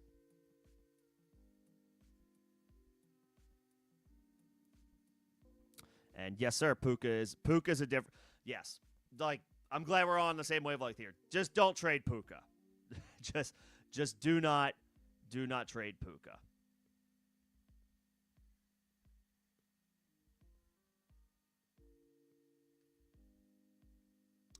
Other buy lows besides Rome Odunze, you're trying for Zay Flowers. I mean, you could with Lamar coming back, and again, the Ravens don't have a good defense this year, so they do have to be aggressive on offense, probably more frequently than they have historically. So Zay Flowers is a fine buy low.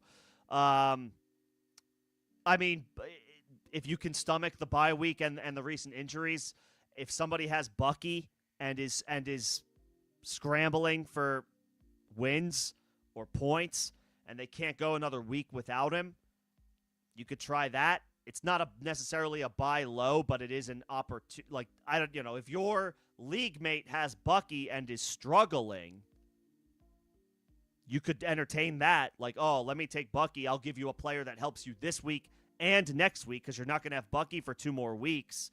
Obviously, if the person in your league who has Bucky is doing well, they're going to tell you to kick rocks. But if it's somebody who's 2-5 and they need a win, or they need somebody who can help them win this week and next week, Bucky doesn't do that for them. So you could try Bucky, like as a buy low.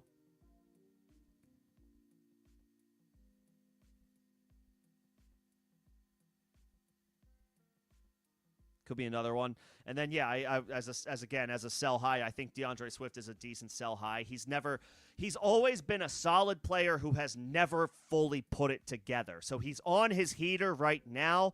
It could last for a couple more weeks in some good matchups, but I don't hate like selling high on DeAndre Swift and getting a Rome Odunze or even a Bucky Irving. Like, DeAndre Swift is a healthy running back right now on a heater. Well, he missed practice, but the person that you're trading him to doesn't need to know that.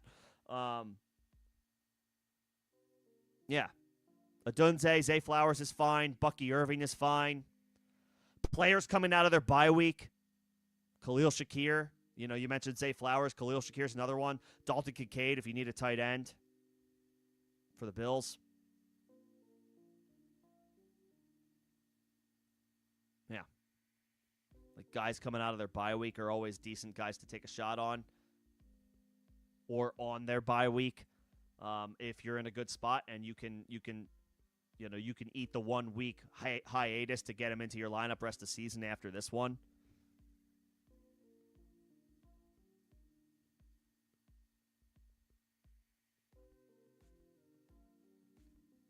Yeah. Dynasty, win now. Would I move Laporta for Kittle, Ridley, and picks? What picks? Like a second-round pick? Or like a couple of thirds? Because Ridley right now isn't giving you much of anything. Laporta. Kittle is back healthy from his IR stint, but he goose-egged in his most recent performance.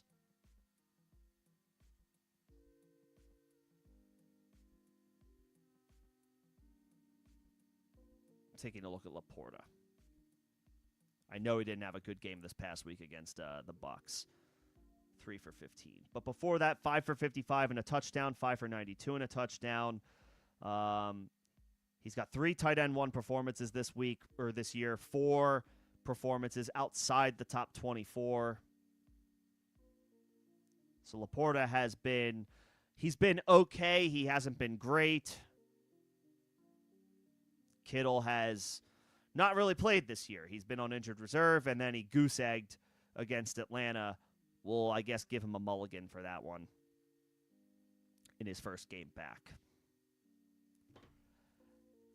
So it's basically Kittle for Laporta and picks because Ridley really isn't giving you much of anything right now. I guess I don't mind the buy low for a contender and hope that he turns it around, but it is a bad offense. Laporta at least is in a good offense attached to a good quarterback and a good team in general.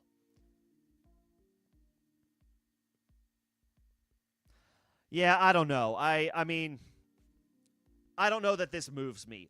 Is Kittle for Laporta an upgrade this year? Yes.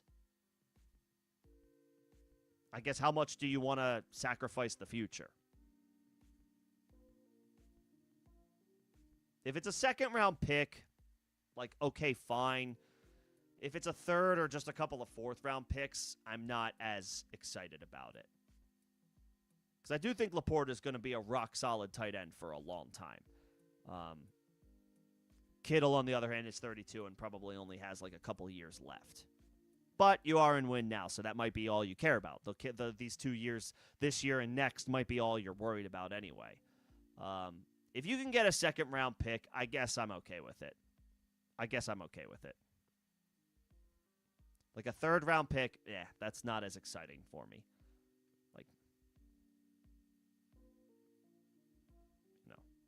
Ask for the second, and then I'd say, okay, that's fine. Okay, yeah, we went over that. We got Waddle for it, and yes, I'd love that trade. If you can absolutely make that trade, I would. I would. Andrews, Schultz, Gadsden, or Taysom Hill. Not. I mean, I don't trust Taysom. I don't. I know he's back.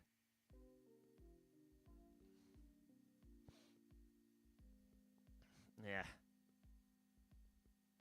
He's not doing anything. He's just, he's a 35-year-old, like, Swiss Army knife on a bad team. Like, I'm not feeling Hill. Gadsden is intriguing. Andrews is intriguing because Lamar is coming back. That might be my answer. And then Schultz is a decent floor play on a bad offense, but he should catch a lot of passes because Christian Kirk and Nico Collins are out. But I don't trust Houston. I'll say Andrews. If Lamar plays, then Andrews. If Lamar sits, then Schultz. That's my answer. And Gadsden is a stash. I'm not worried about Taysom Hill. Yeah. Andrews if Lamar plays. Schultz if Lamar doesn't play. Rachaad White for Pittman and Breece Hall. What? So they're asking for Rachaad White and they're going to give you Pittman and Breece? I mean, this person must be... The only thing I can think of is this person is desperate for a win this week and wants Rachaad White because Bucky Irving is going to miss another week. He's already been ruled out for this week. Even still, I mean, and Rachaad White had a couple nice games without Bucky these past couple weeks, but last week was not a great performance for him. This past week against the Lions on Monday night, Rachaad White didn't have a great game. I mean, Rachaad for Pittman, you get Pittman and Breece Hall for a guy who's going to give way to Bucky Irving in 2 weeks? Like, yeah, that's a very easy accept. Someone's asleep at the wheel. If I saw that go through in one of my leagues, I might reach out to the person who acquired Rachaad White and ask them, like, what the hell are you thinking? Like, what are you doing? Like, you got to explain that to me. Like, as commish, I can't just, like, let that one go. Like, so, and I'm not saying that there's collusion here or anything like that. The guy might really like Rachaad White and really wants him for this week in a good matchup. either way, like, take the deal. Take Breece Hall and Pittman for sure. Like, absolutely. That's crazy. Somebody shouldn't be offering that. But if you can take advantage of it and the league doesn't say anything, then sure.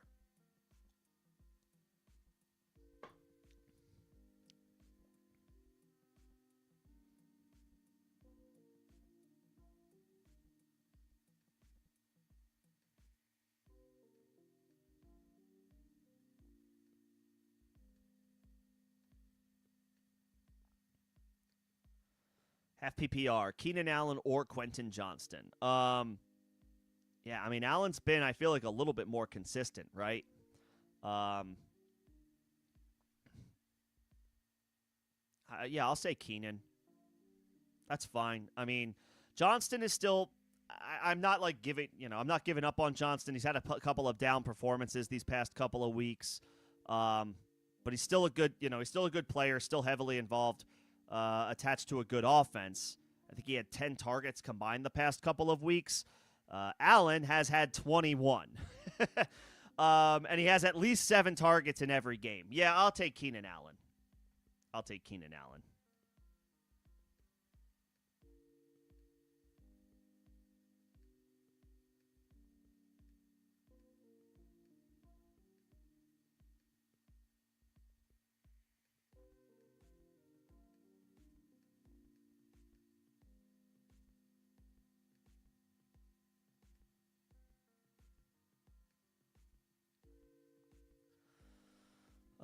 Let's see.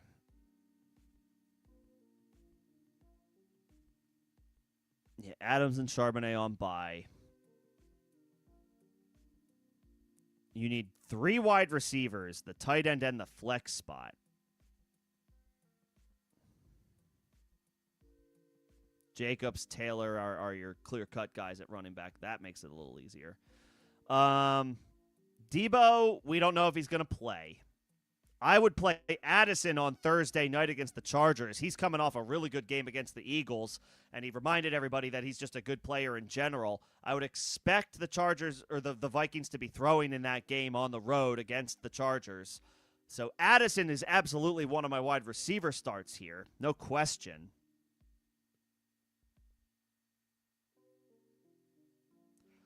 I would probably play Quentin Johnston as a benefit of the doubt play of this group. He's been good this year. He's had a couple of down performances, but he's still a good player attached to a good quarterback and a good offense. And you don't know if Debo's going to play. And Tez Johnson is a nice pickup, but he's still, he's still kind of a depth option more than he's not like a slam dunk start just yet. So I think we can wait on him.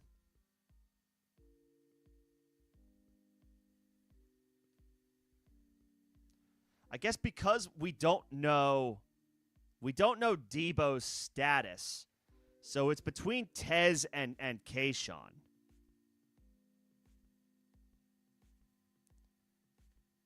Tez against the Saints, Kayshawn against the Cleveland Browns. I guess I would give the slight nod to Tez.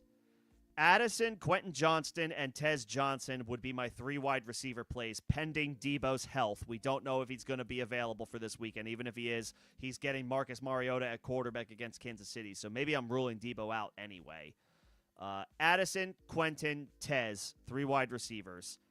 I would play Kittle at tight end. Go back to, I know Kittle goose-egged this past week, and Ertz had a nice game.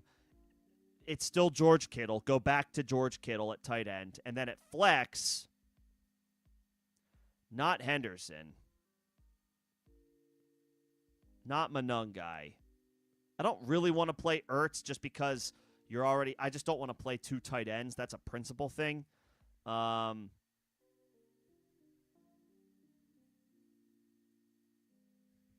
roll the dice on Bill here?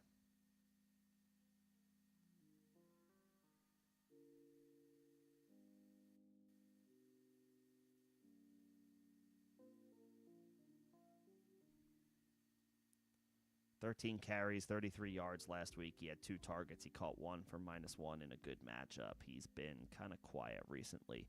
Actually, maybe you play Butte. Maybe you play those 4 wide receivers.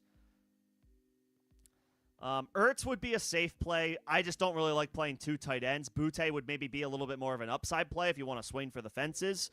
That depends on what you think your situation is and what you need. Addison, Quentin, Tez are your 3 wide receivers. Kittle's your tight end.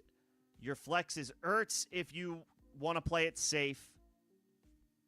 Actually, I don't even really know that I want to play it safe when Mariota is my quarterback. I might just play Butte. I might just go for the upside, even though it's a tough matchup against Cleveland. Drake May's playing well. They're at home. I might just play Butte in the flex. I'll play those 4 wide receivers and Kittle.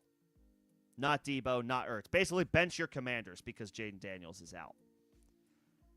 Gadsden, Schultz, or Andrews. Yeah, I think I just got this question. So, Andrews if Lamar plays, Schultz if Lamar is out. Because what's working in Schultz's favor is Nico Collins is probably not going to play, and Christian Kirk might not play either. So, Schultz might get a ton of opportunities just out of necessity. Gadsden is intriguing. He's exciting. He would be an upside play, but his floor is low only because, remember, we're coming off a high, and he might be the truth. He might be the real deal, but we see rookie tight end performances go away. Like, there's peaks and valleys in the season of a rookie tight end. So, you can start him, but it is risky. He doesn't have the track record quite yet. I'll take Andrews if Lamar plays. I will take Schultz if Lamar does not play. That's where I would go.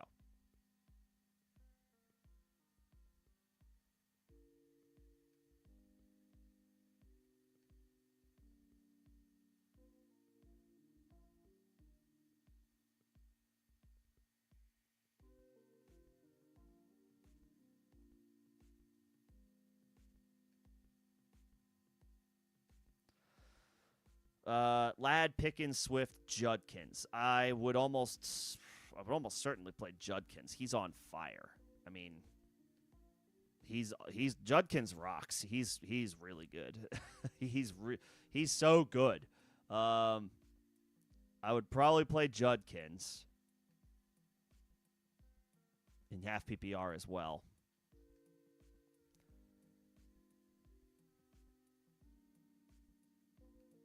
Pickens gets the Denver Broncos on the road. That's a tough matchup, but the Cowboys do have a good passing attack. But CeeDee is back and Ferguson is still there doing his thing. Ladd is against the Vikings on Thursday night. He's been up and down. Swift gets the Baltimore Ravens in a great matchup. Swift is on a heater right now, but he is nursing an injury and did not practice today. Here's what I'm doing. I'm definitely playing Judkins. And then I am planning to play Swift in a good matchup by the numbers against the Baltimore Ravens. If Swift does not play, you can pivot to Pickens. That's what I would do. I want to play those 2 running backs. Ladd, unfortunately, plays on Thursday night, so you cannot wait for him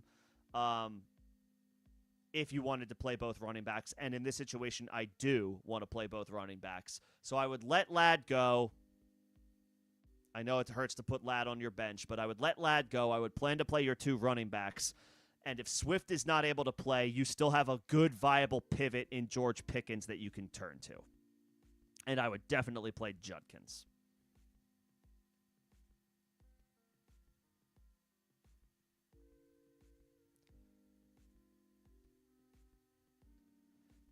And do I like Fant or Schultz rest of season over Hunter Henry? Not Fant.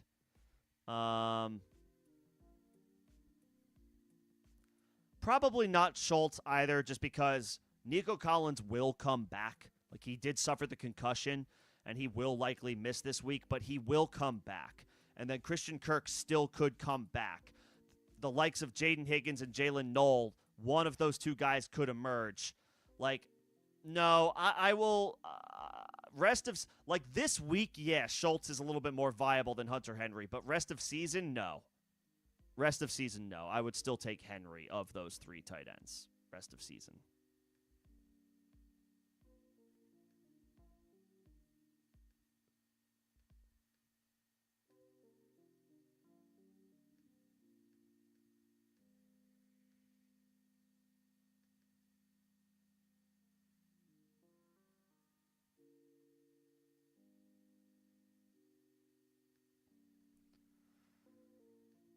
let's see. Sorry, what was this trade? Oh yeah, Rashad White for okay, so you need to drop a player. You have Bo Nix and Stafford, you have the Panthers running backs, you have Krosky, Merritt, you have Pacheco, Chase, McConkey, Addison, Moore, Ridley. Damn, you have McBride and Tucker Kraft. You may want to trade one of those two guys for like a stud running back or wide receiver. It honestly doesn't matter to me. Maybe like a stud running back. Or a good running back at the very least. You may want to trade one of those two tight ends. Like, could you make another trade? Like, okay, fine. You probably don't want to make a trade this week because you can play Tucker Kraft while Trey McBride is on his bye week. But after this week, when McBride is back from his bye, I would look to trade one of those two guys, and I would probably trade Tucker Kraft because I do think McBride is the more valuable player. But you could ask for a damn good running back in exchange.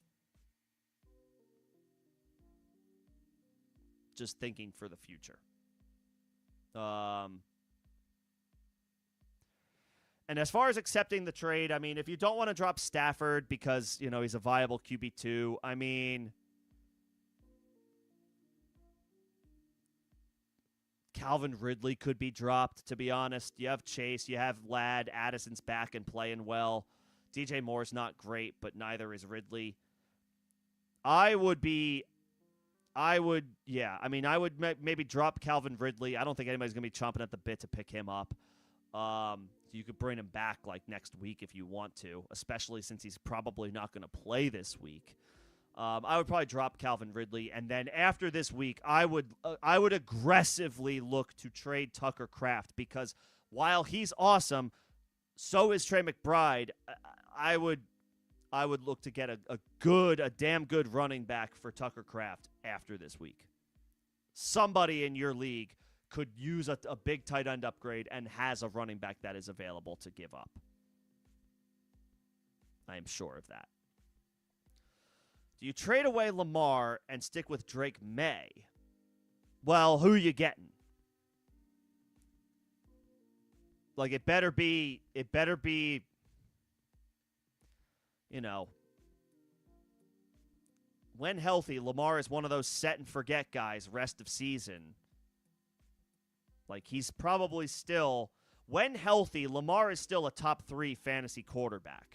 So if I'm giving him up, and I know he hasn't done much of anything recently because he's been injured, so there may be some recency bias trying to, like, sell Lamar.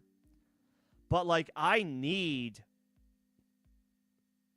you know, you're not going to get one of the 10 or 12 better players, but, like, I'm going to ask for Javonte Williams, Rashee Rice, Emeka Egbuka, Kyron Williams, Derrick Henry, Rome Odunze. Like, you better get no, I'm saying this nicely. Get a good player, like a good running back, a good wide receiver. And if somebody's not willing to give you that, then just keep Lamar.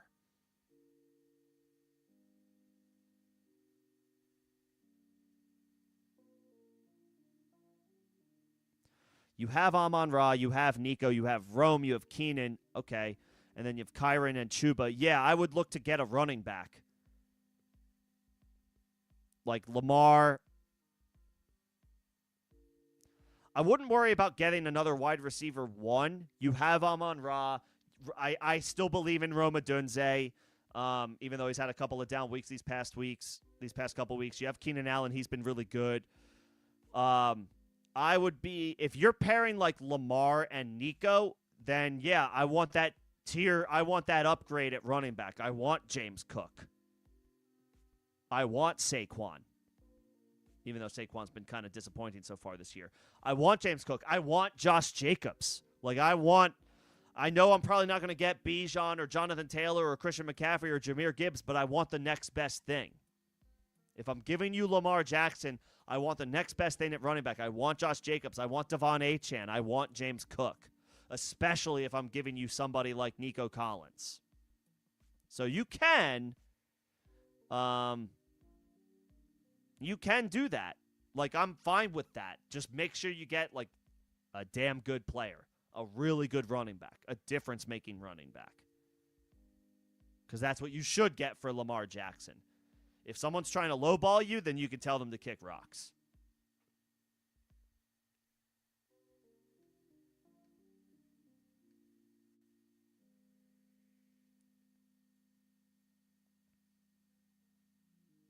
Yeah. Oh, I'm sorry. I missed the of Judkins. I mean, that's good. That's still good, but I would still want, given your wide receiver depth compared to your running back depth, I want another running back. You could even do a smaller deal, Lamar and Quentin Johnston for, I don't know,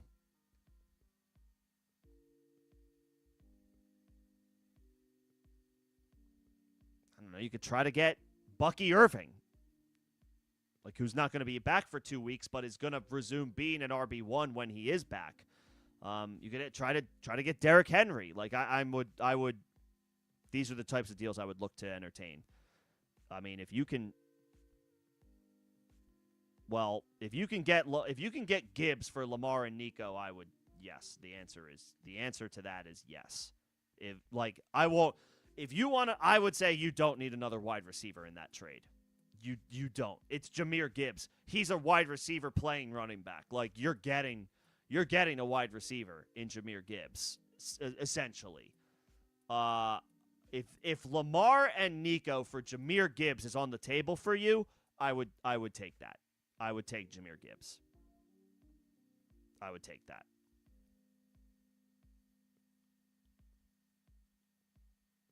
Yep. I would not need a wide receiver in return, or at least like if you wanted to I could get a depth guy. I could like a depth guy like that person who has Gibbs may have, but like you can play Amon-Ra. I know he's on bye this week, but you could play Rome Odunze, you could play Keenan Allen, and you could play Quentin Johnson this week. So like you can live with that in the short term for 1 week until Amon-Ra gets back. Like you absolutely can. To get Gibbs, yeah. Like I would. I 100% would do that trade. If it's on the table.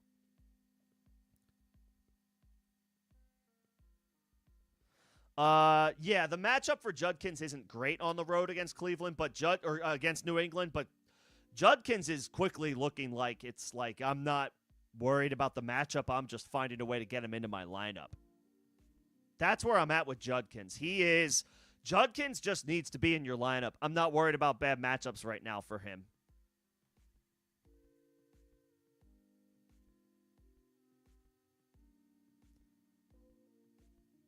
Judkins is like, I know he had a down week 6 on the road against Pittsburgh. That was Cleveland's game. They played a game immediately after playing a London game, so I don't know that I'm necessarily holding that against him. Outside of that game, he's got 3 RB1 performances out of the past 4 games. Outside of the Pittsburgh game, again, that was Cleveland's first game back after playing the London game, and they didn't have a bye week. That was a tough spot for them. Judkins looks awesome. I'm not worried about the matchup. Judkins looks great.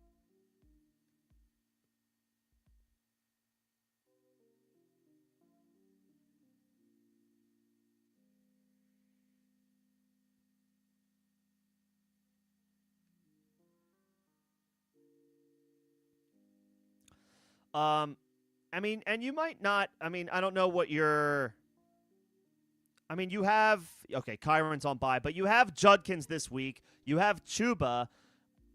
I like Rome in this matchup against the Ravens on the road. They're going to have to throw more than they threw last week against the Saints. I'm talking about the Bears. Keenan and QJ are fine. You'll have Pitts this week against the Dolphins. I don't think you're necessarily going to, like, and May has been playing great. I don't know that you're automatically taking the L. I would still do this deal. We're talking about Jahmyr Gibbs. That's a top 5 piece. Not running back, not wide receiver. That's a top 5 dude rest of season. Like, I want that guy on my roster. I want Jahmyr Gibbs on my... If he is available... Because here's the thing. He shouldn't be available for trade. I have Jahmyr Gibbs in a situation. He's not available. I don't care who comes at me with what offer.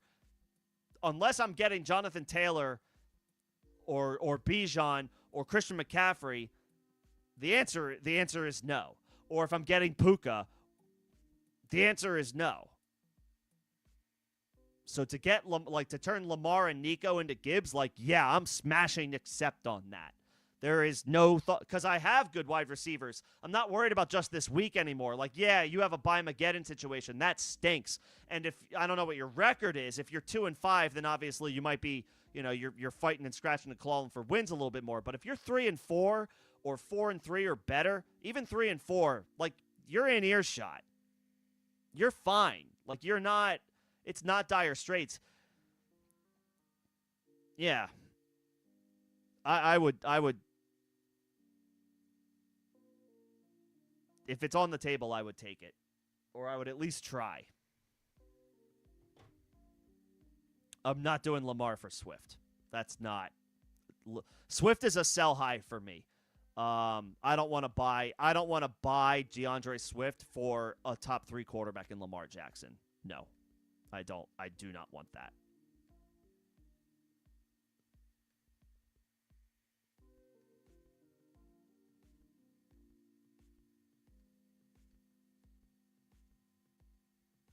Yeah.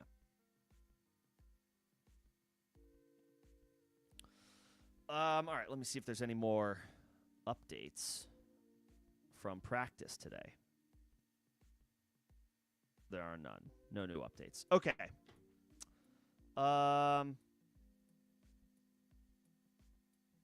Let's see. We are at the end of the chat, so I'm probably going to be shutting this down here shortly. Appreciate everybody coming in and hanging out today. If you have any last-minute questions, I can take them here and now. Again, I will be traveling for a wedding tomorrow, so I will not have my typical Thursday stream. That's a big part of why I wanted to stream and hang with you guys today, talk shop today, get some time in with you. I will try to make time this weekend. I intend to make some time this weekend for you guys, but if you need help and you're not sure what your availability is going to be this week versus me, I have to go to this wedding, and then I promise I'm done. I am done. You have me for the rest of the season. No more gaps, no more interruptions. I am here for the stretch run from here on out after this wedding. Normal cadence, normal content creation, normal live streams you can expect for the rest of the way. But if you need me this weekend and you're not sure your availability, you can always ask your questions in the form of a comment on any recent videos and streams on the channel. You can also join my Discord. Second link in the description of this live stream and all videos and streams on the channel. It is a free evergreen invite. I am active over there answering questions, especially closer to kickoff, closer to game day. So you can always join my Discord if you are not already a part of that.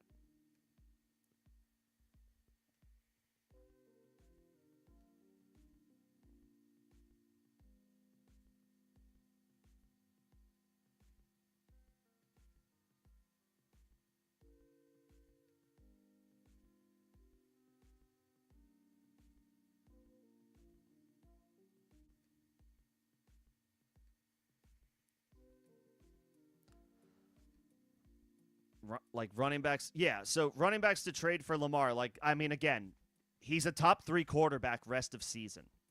And I don't care that he hasn't played recently and he's coming back from his injury. He's Lamar Jackson, and now he's past his bye week. So he is, in theory, he is set and forget for the rest of the season.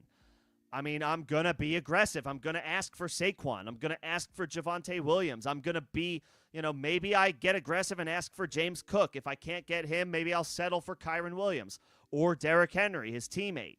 Maybe Bucky Irving, but Bucky's not going to play for a couple of weeks. But I would entertain it because Bucky is Bucky. He's awesome. That's the running backs I need. I don't want DeAndre Swift. I don't want Breece Hall. I don't want Jaylen Warren, who's having a decent season, but still, we're talking about Lamar Jackson. I don't want J.K. Dobbins. I don't want Travis Etienne. I do not want these guys for Lamar Jackson. Lamar Jackson is too valuable. He is more valuable than that.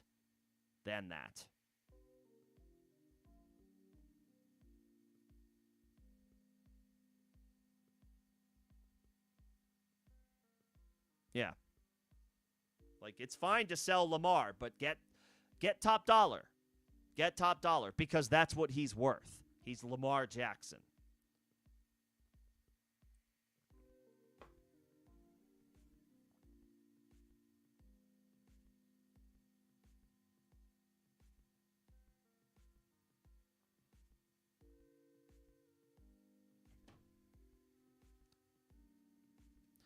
Okay, let's see. I remember this question from yesterday, like trading Brees for Genti. 3-4, but you've like probably scored a decent number of points, and I think the rest of the team is solid. Kyron's on bye. I really don't want to play Tajay Spears this week. Brees is in a great matchup against the Cincinnati Bengals, even though he's not in a good situation overall with the Jets. But there is potential that he gets traded to a better situation.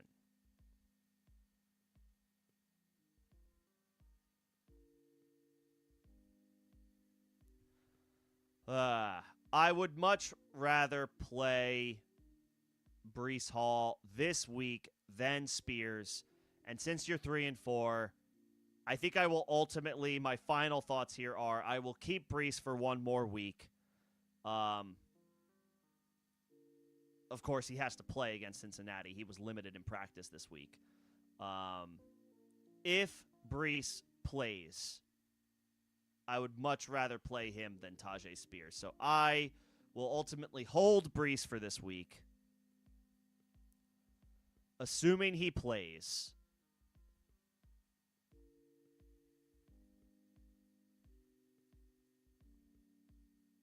I'll take Brees, and we can revisit Brees for Genti after this week.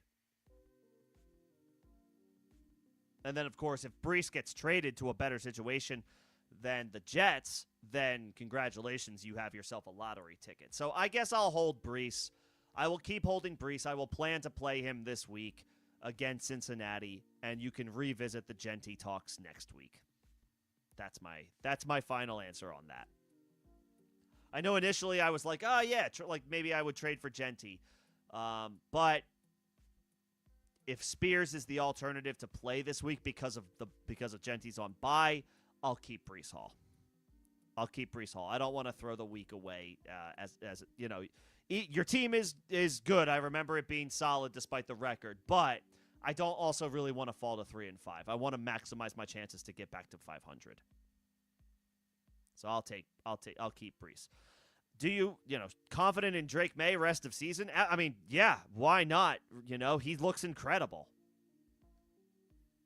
You can absolutely be confident in Drake May. Now, the flip side to this is you could keep Lamar and trade Drake May, and you could probably still get a pretty solid player. But if you personally prefer Drake May, if you want to move forward with Drake May, like he's your guy, you believe in him, you like him, and you want to maximize on the trade market with Lamar, like that's fine. Totally get it. Totally understand. But like, yes, either option that you want to rock with should be a top, like Lamar should be top 3 rest of season, and Drake May looks like he should honestly be top 6 or 7 rest of season. So you should be able to trade Lamar, like get a great player for Lamar, or you should be able to still get a really good upper echelon player if you ended up trading May. But either one is fine. Either one is fine.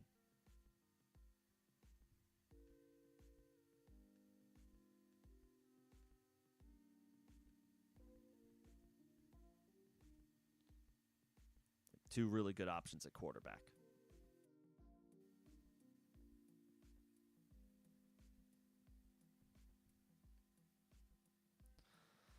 Trade Adunze for London.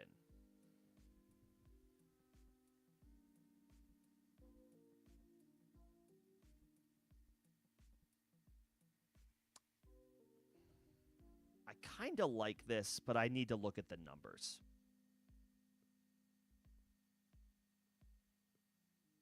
Adunze has had back-to-back down weeks.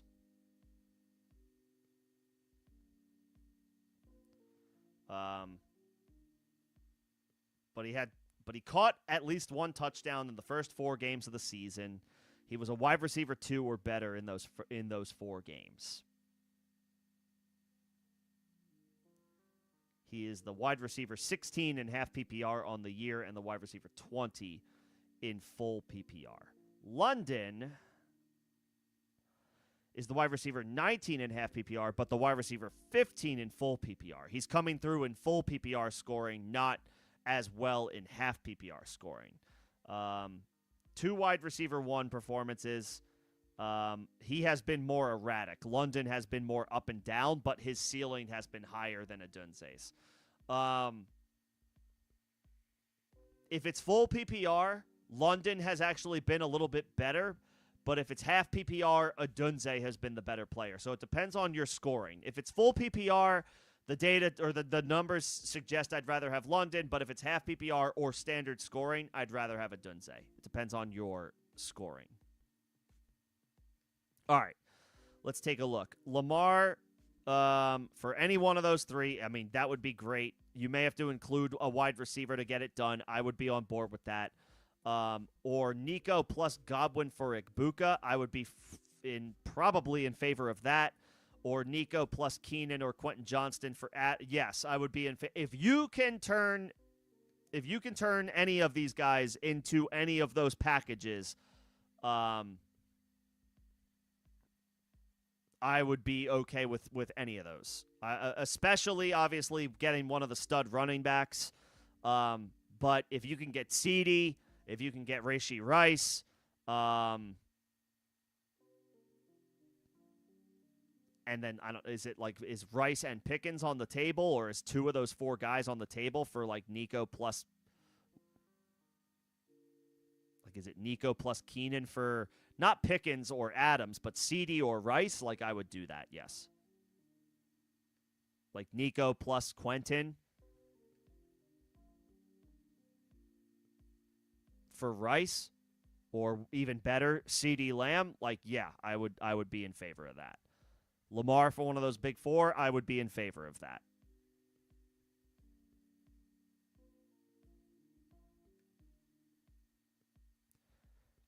Nico and Godwin for Igbuka, maybe I'm a little less bullish on that one, even though Igbuka does look like he's in a great spot rest of season.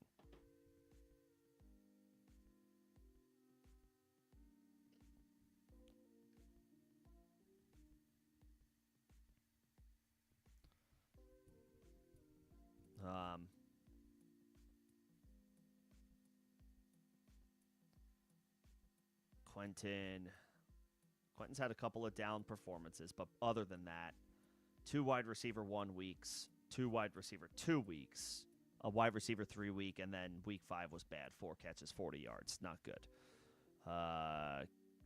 Keenan, 3 wide receiver 1 weeks, a wide receiver 2 week, and 3 like wide receiver 4 or worse weeks. Pretty similar outcomes so far for both of those guys. I like Keenan Allen, but maybe I would rather keep Quentin rest of season, actually, just because Keenan's been great, but he's probably more likely to alternate opportunities with Ladd than Quentin Johnson is. Ladd and Keenan Allen play similar roles. Quentin Johnson plays a very specific role that is different from what Keenan Allen and Ladd bring to the table. So for potential more consistent week-over-week expectations, I may actually prefer Quentin Johnson. But all of the Chargers wide receivers are viable every week. Like, they're all really good. I guess I would give the slight nod. It's not a significant gap, but a slight nod to Quentin Johnston, just because as good as Keenan has been, he is more likely to get cannibalized by Ladd McConkey week over week than Quentin is. That is my answer on that.